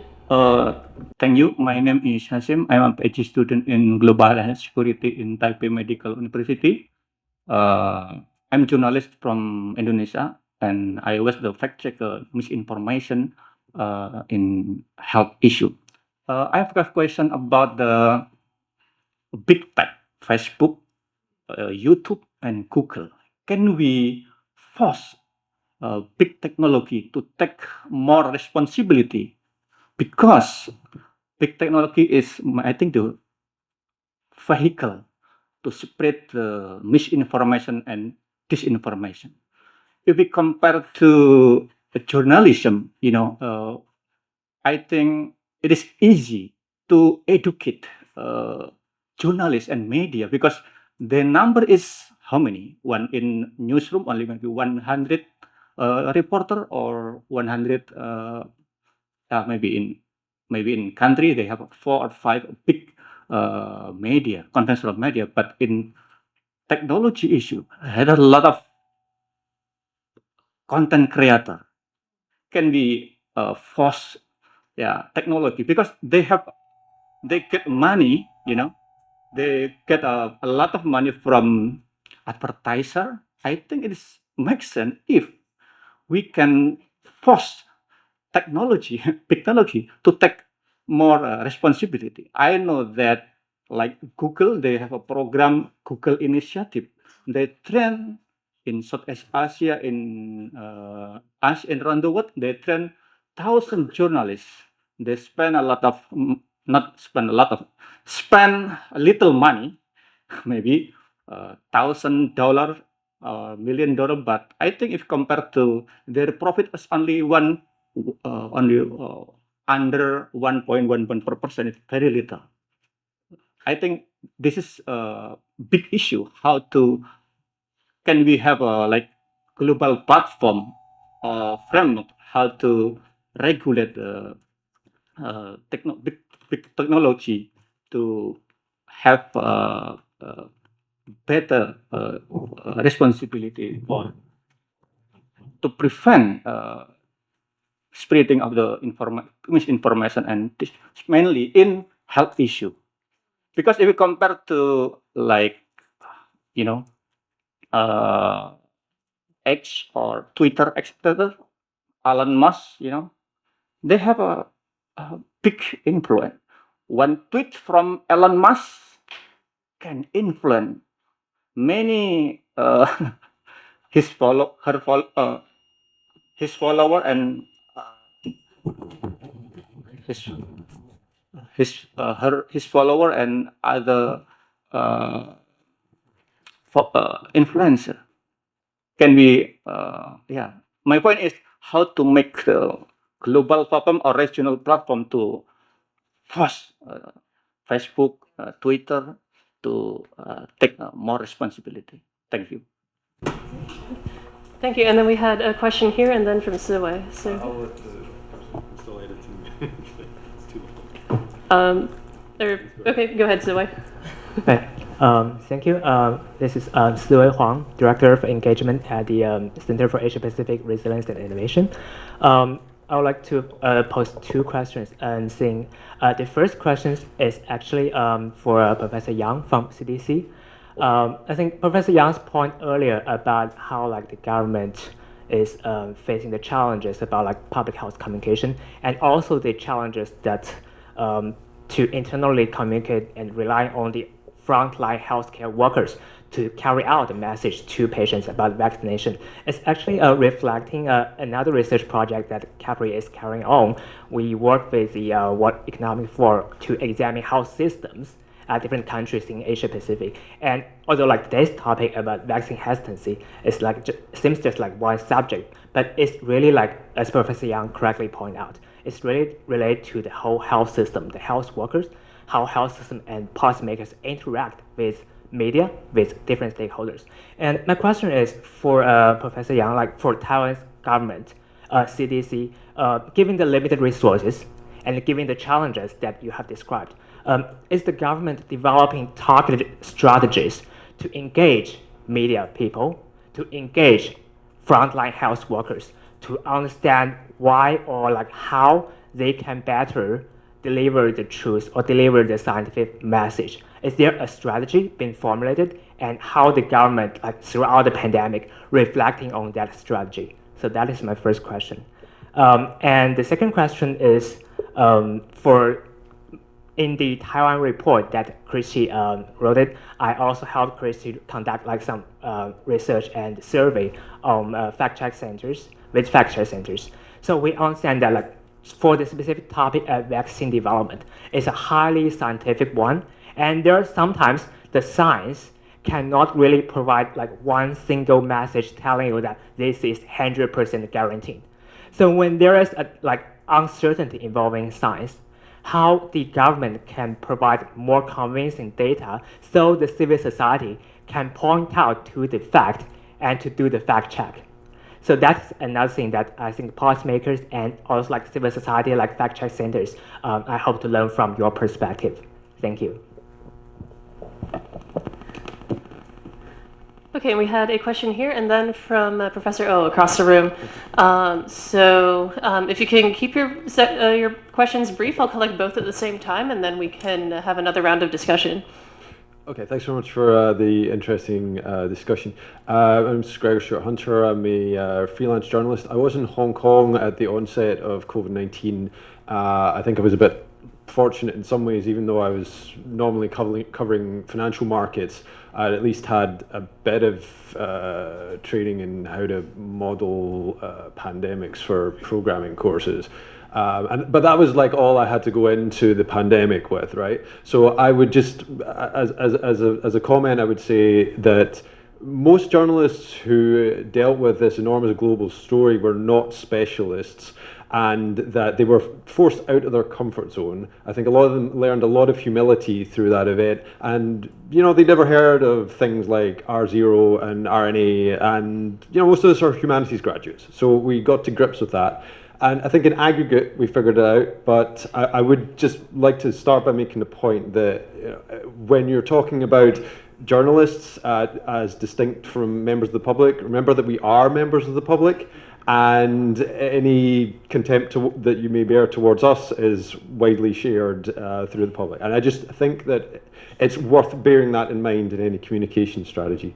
I'm going to skip the rest of my rant here for the sake of but one thing that did really stand out from Hong Kong, in contrast to the UK, where I'm from, is that at the onset of COVID, everyone was wearing masks. Everyone was washing hands. And that is attributable to decades of public health awareness campaigns after SARS. That is absolutely a success of the city's health professionals since that time. And I think Taiwan shares some of that too.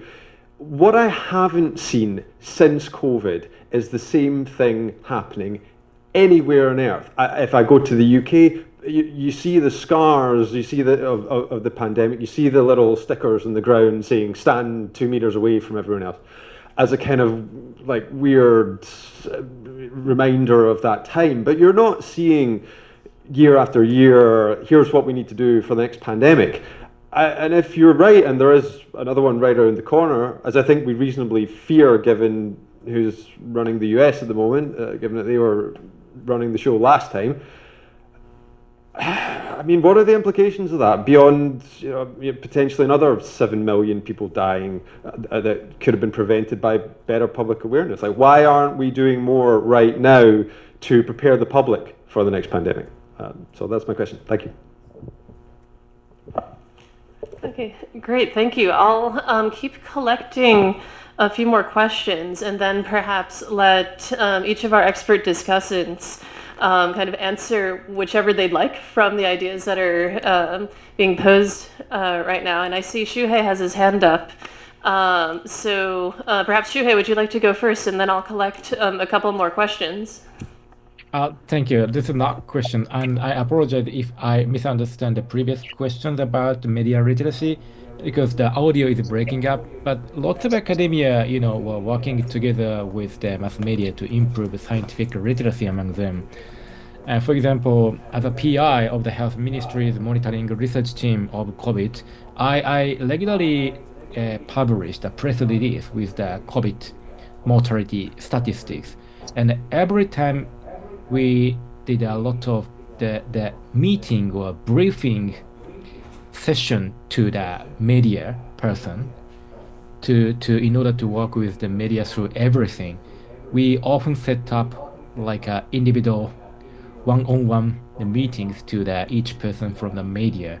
So before reporting, they often try to get correct answer or correct understanding of the numbers or statistics mean in terms of the mortality from COVID, how to interpret our data correctly. So mass media in Japan after the pandemic, they were really super careful about not spreading any misinformation.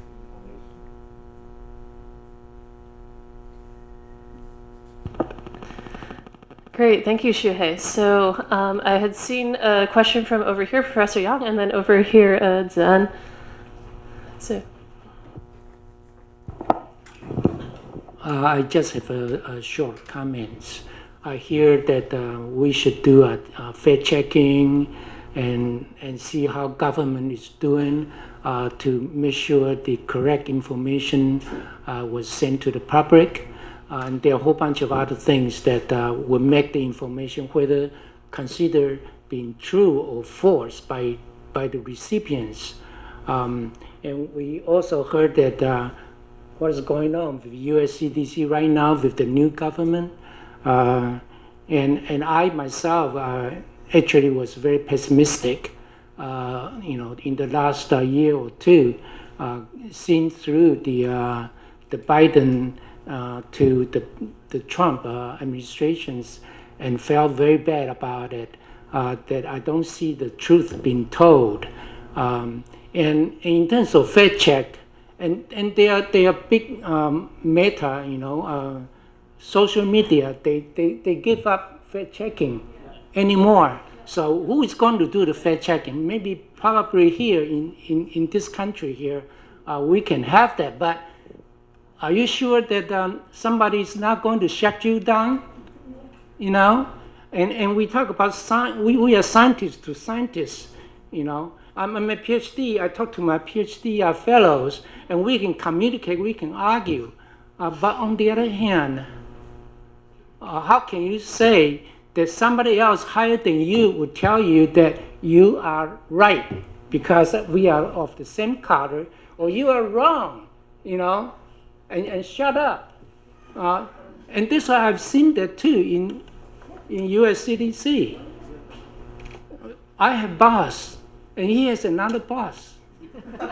Even though I know I'm telling the truth, but I know they don't want me to say that. That happens, and I bet, it will be like that here.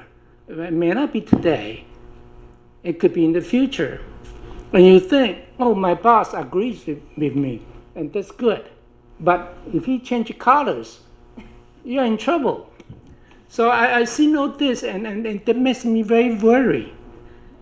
And I retired, and I say, oh, I don't care, but what can I do to society?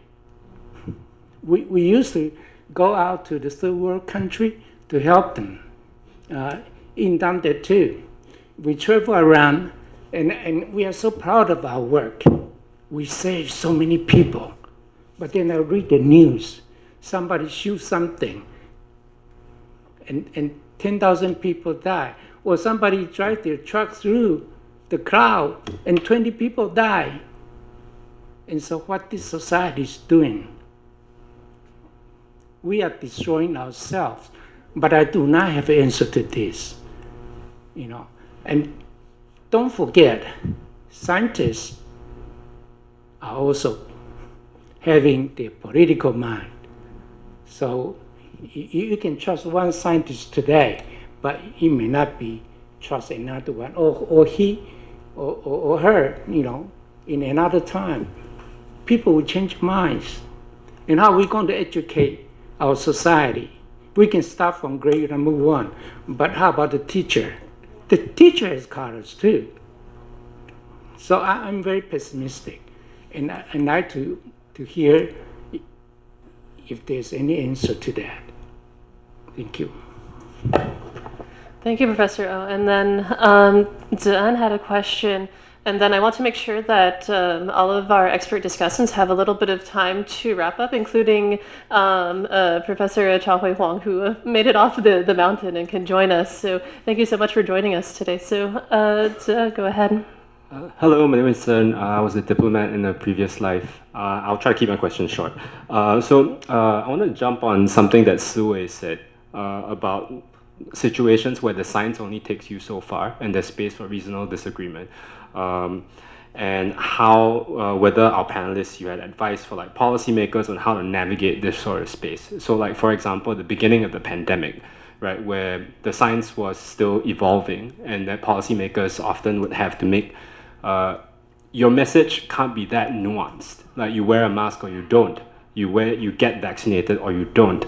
But in the reality is, like when we were pushing for vaccines to people to take vaccines, right, there's a risk that's being taken, right? It's just like the risk that you might encounter adverse events was vastly like outweighed by the risk to the population's like overall health.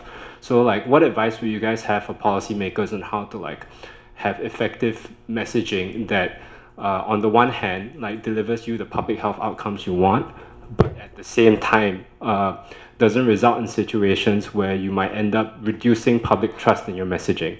Let me give you an example. Like, in Singapore, at the beginning of the pandemic, the initial advice was to not wear masks, right? If you weren't sick, because at the time the science hadn't caught up. And at the time as well, there was a shortage of masks, so that made sense.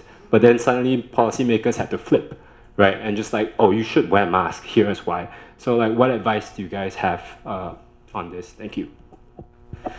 Great. So I think to kind of summarize many of the comments and the questions that came out just now, in case 𝘲𝘢𝘢 had trouble hearing or the rest of us have trouble remembering 20 minutes ago.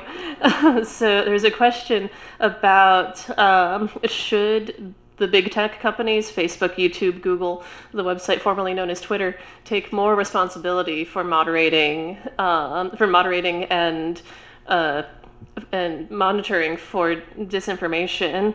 And then a question about whether within Taiwan's health system and like the Ministry of Health and CDC, are there strategies for message delivery, and how do these communication strategies work within Taiwan's health system?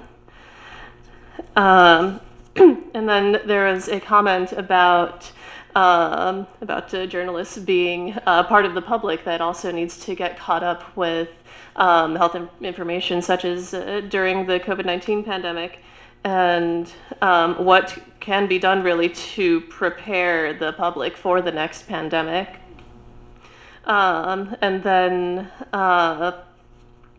a question about what recommendations for policymakers when the science changes very quickly, as well as a pessimistic note from Professor O about the politicization, especially in the U.S., which is where I'm from as well, on health communication.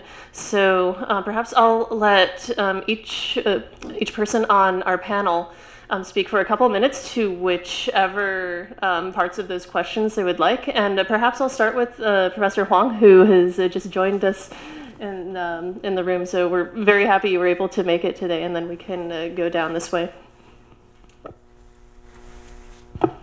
Sorry that I'm late. In Taiwan, we are fortunate that the Taiwan Fact Check Center was established in 2018 and well before the pandemic, and had already built considerable public trust and also of COFAX. And we have also experienced events like the SARS outbreak and Osaka airport incident, where misinformation led to the tragic death of a diplomat. And so both the government and the public have learned some lesson before.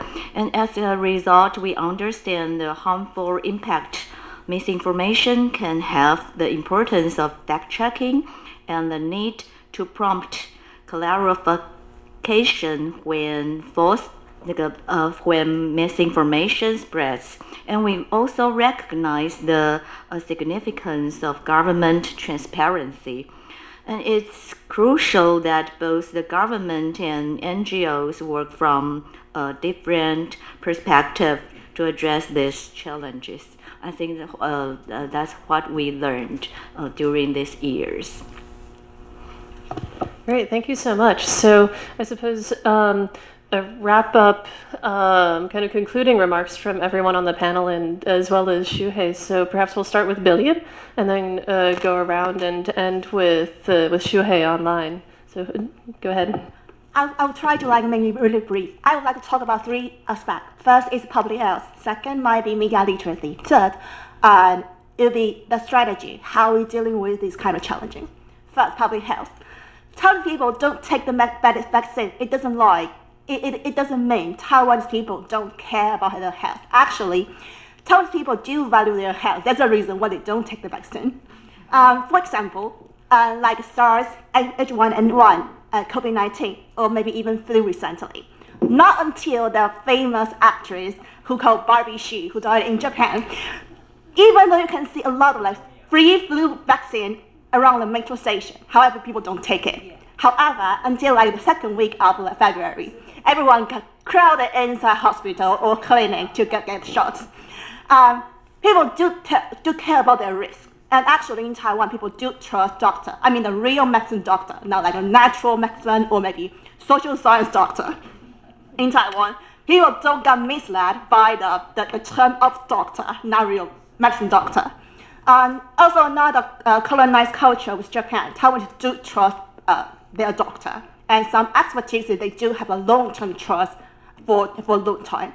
That's also the reason why when we value so-called media literacy session, you need to value their local community. Kids in kindergarten, in elementary school, they trust their teacher, community center, or maybe our parents, they trust their so-called therapies or the Chinese medicine doctors. Those kind of long-term trust, or maybe their relatives, is the one who receive their long-term trust from those really so-called real expertises.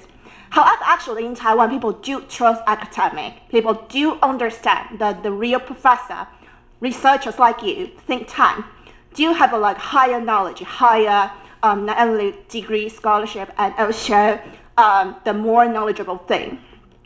The only thing is also interpretation, how you reach out to those people or community or local group initiatively. Actually, Academia Sinica between 2020 and 2022, they do not hire. They just collaborated with some influencer in Taiwan. However, they received a really bad click point from those kind of like YouTube video. So that's another thing. How think tanks collaborate with those like, I won't say self media, but I would say how we reach out to people, how we like build these kind of like roundtable, seminar, conferences, knowledgeable information to the people who we care for. Second, media literacy. Like as I mentioned, community center and school, inside middle school, high school, and those people who are like located in your local community, initiatively reach out to them. That is a best strategy. That's also the reason why we built chatbot, because I found people do receive disinformation on social platform. That's the reason why we reach out from social platform. Third, the strategy with CDC, with the government. People, another way of like a democratic, we see as a democratic country, people don't really trust the government. I think that's the reason why when people show like conspiracy theory, they will say the AZ vaccine from Japan, that's something Japan doesn't want to. That's the reason why they give us a donation to Taiwan. Those kind of disinformation and conspiracy theory, targeting some minority group or people who don't trust the government, who don't trust the like international government. Another way is also transparency. How we determine who like forward this information or who have the real trustworthy information. Transparency is one thing to reach out and to win the trust. So like how we show transparency, how we show like transparent information to the public. Press release and information on the internet, and also with a strong will to reach out to people initiatively. That's what I say. Thank you. Thank you, Jean. And I know our time is running short, though we do have the room until 6 p.m. I don't hope to keep you all until then, but may I propose we extend our time by about 15 minutes to enable everyone to give a final word, if that's okay with my staff and the panelists here. Please go ahead, Jean. Okay, it is short. So first of all, there are a lot of information actually filled with our experiences. So first of all, I would like to address the things that maybe the interactions between journalists and scientists can be more closer and also be in a more friendly way, because I guess similarly with CDC experiences, maybe several scholars here also share the experience that when they interact with the journalist, then the final topics or the content somehow is totally different with what they actually mentioning during the interview. So those kind of trust is also not there with the between the media and also the science. So the interpretation actually we definitely have some gatekeepers from there. So maybe that can be a starting point for a third party or third information sources. And secondly, I would like to emphasize also the transparency. Lots of people here already mentioning transparency, but the key point is that what do you mean by transparency and to what levels? And then currently, especially from the regulatory perspective in Taiwan, actually we don't really have a clear regulations regarding what's the level of the transparency and the process of so-called those kind of transparency, especially regarding those kind of highly professional meetings or highly professional decisions. So that may be the areas that we have to emphasize a little more. So thank you. Thank you. And Eve. Okay, I will go around probably to fit some question very fast.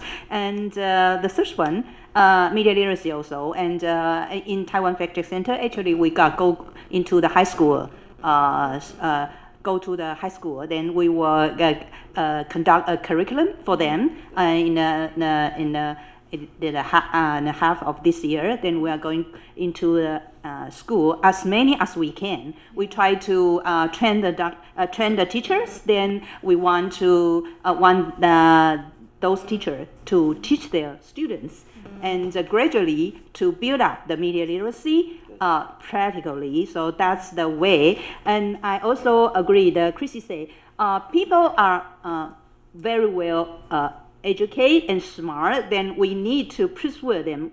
We need to let them how those disinformation conducted. Then they know how to debunk those disinformation. So that's the media literacy for everyone, also for senior citizens. Then, but started from the teenagers. Yeah. That's what we are going to do. And another thing is prebunking, just like Dr. Pottinger mentioned about the next pandemics is at a corner. So it's very that's very scary, but probably because you can see the situation globally now, and vaccine hesitancy probably will boost this kinds of possibility. So we need to do prebunking. What's prebunking? Actually, people love to believe authority. For example, why I say that? Because the rumors always rely on the similar rumor in U.S. They will say that's a doctor from Johns Hopkins, and in Taiwan the rumor will become to this doctor, professor from Taiwan University or Academic Sinica, and that what they say, but just change another title in different country. It means actually people rely on authority. They just want to listen to expert. But it's a real expert or it's just pretend an expert. So we need to clarify, we need to apply a real authority, real experts for people to rely on, to believe. So what we say is prebunking. We have to prepare the correct and possibility, a playbook for people to get. They need to know beforehand, before the next pandemic. This is what I want to emphasize, and this is my suggestion for policymaker. And then there's a gentleman talking about platform accountability. So but this is very difficult because they are so big, and compared with any country, every country is small than them. But if a regional collaboration is possible, I mean, like EU actually gets some bargaining power with those platforms. That's the only example until now. But of course, most of the platform are U.S. company. So I don't know what's going on. Is that part of the U.S. Power, or I don't know what's going to happen. But a regional collaboration is a possibility, and we probably will get some bargaining power with those tech company. I'm not sure, but this is the only way. And the regional collaboration is also a possibility mentioned by Professor Zhang.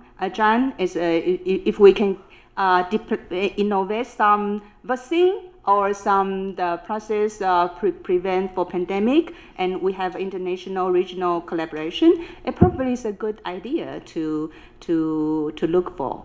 So, and I agree, there's no many reason to be positive for our future, but I also need to say we don't have the right to give up, right?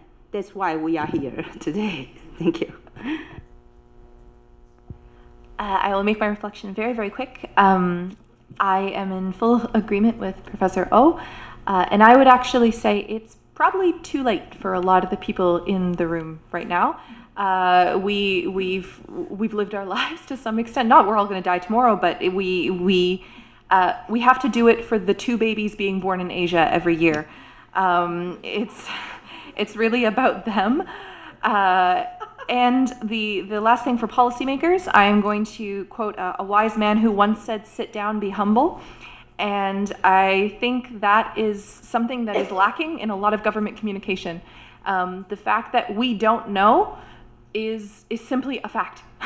And if you acknowledge that, it's the same advice I give to new professors. Saying, "I don't know, I'll look that up for you," is a valid response.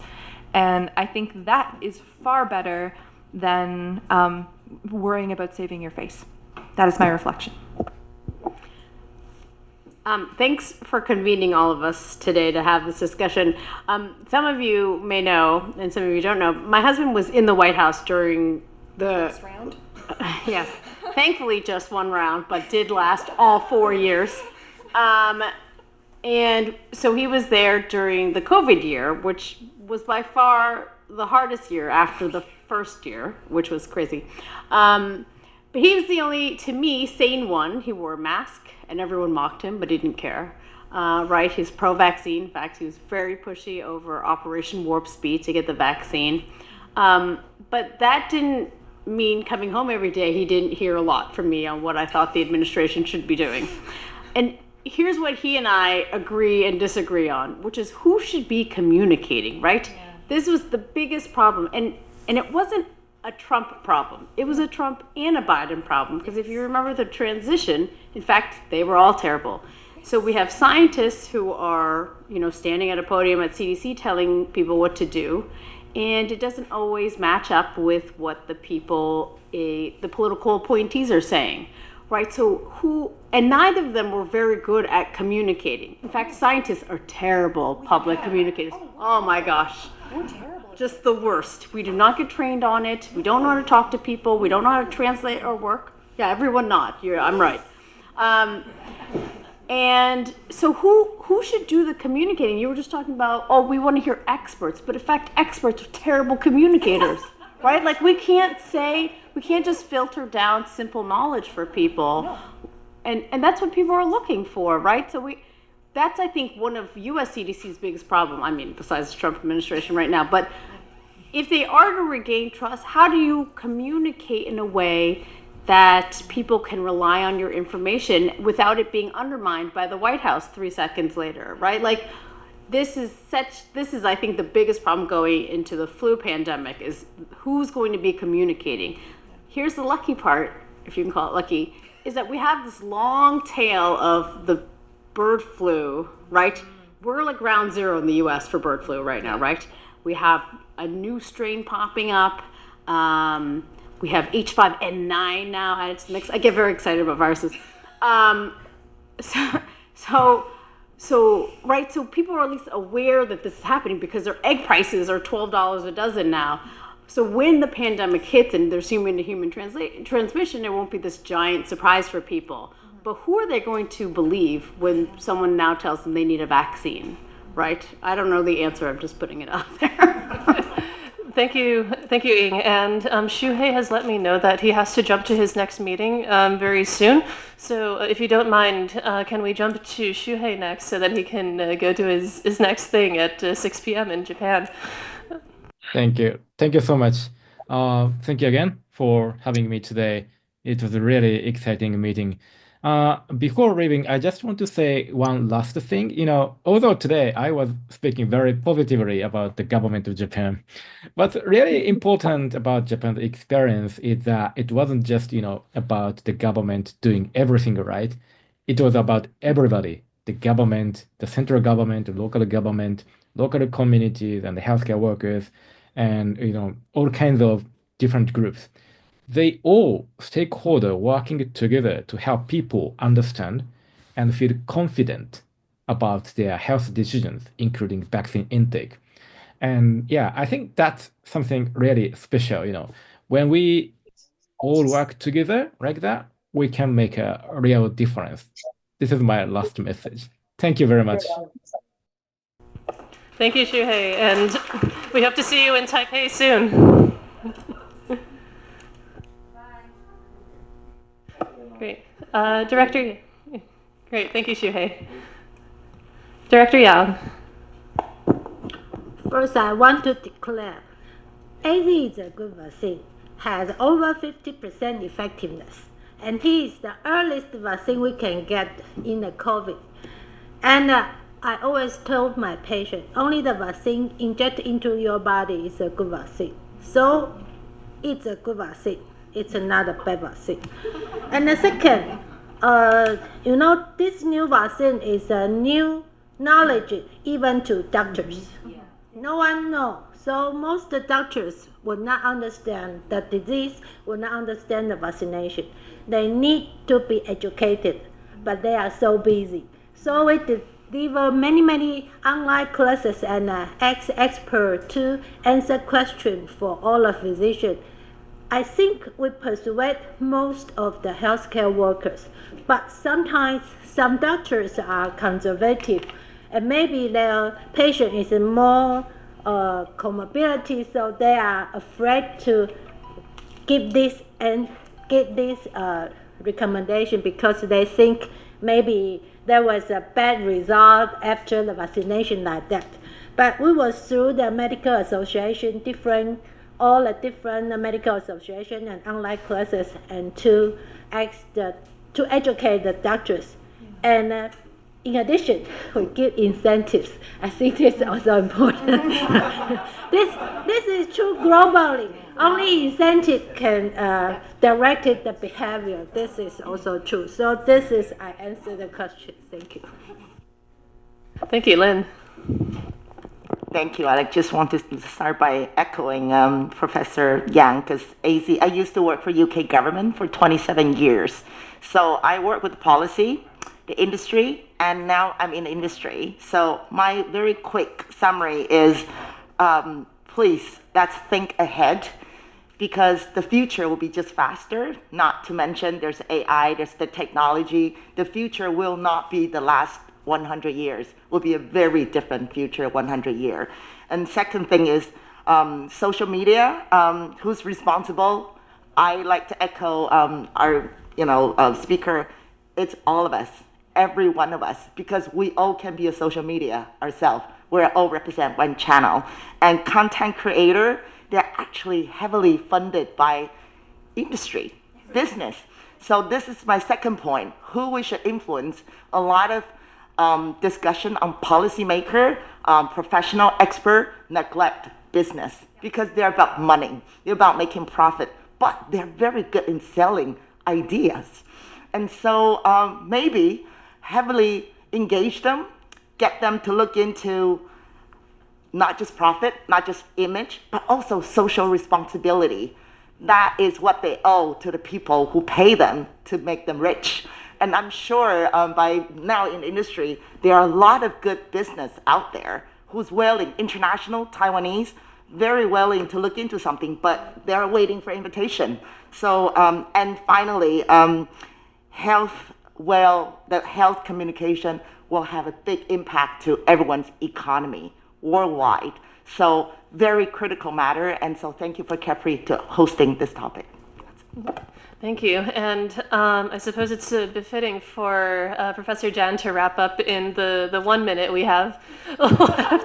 If there's something you can summarize from the discussion today. Okay, I hope I can give you a cautious, optimistic viewpoint of the future. So that we have to, So the reason for that is I think we can do it from a regional approach. That's what Capri said for. Right from beginning, we know WHO is not doing the right things, right? And CDC failed in the first test kits, right?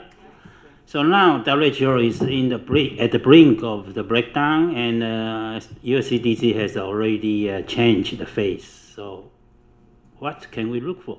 We need regionalism. We need regional cooperations. That's what Capri is about. And what do I mean? Think about a system that Israel is doing is Iron Dome. So everybody talking about this social media's influence, and we are powerless. We are not powerless. If we can build something like Iron Dome, you have a radar to detect real time, and you have a ballistic missile to fire, right? We can do it, but it should be the regional cooperations, because social media is across the globe, right? So, and they're owned mainly by US company and Chinese company. So the rest of us has to be, cooperation to do this, regionalism. That's what I want to do. The other one is resilience. So all models are not working for facing a pandemic like COVID. So that's why we need to study what would be the resilience of the futures. It is also the topic of Capri. We don't know exactly yet, but we know something has to be changed. For example, in pandemic, get rid of G. There's no zero COVID. There's no zero cases. If any government try to do this, you will fail and you create disinformation. Trump is the first one. Oh, in 2 or 3 days, right? It will be gone. As a matter of fact, it's been going on in Seattle and New York for a long time, right? In Taiwan, we keep on talking about 0 case. It's not. It's impossible, 0 case. 0 reported case, not 0 case. But if you tell people absolute, you create misinformation and mistrust. That's, oh, the government is so powerful, so we can trust government to do everything.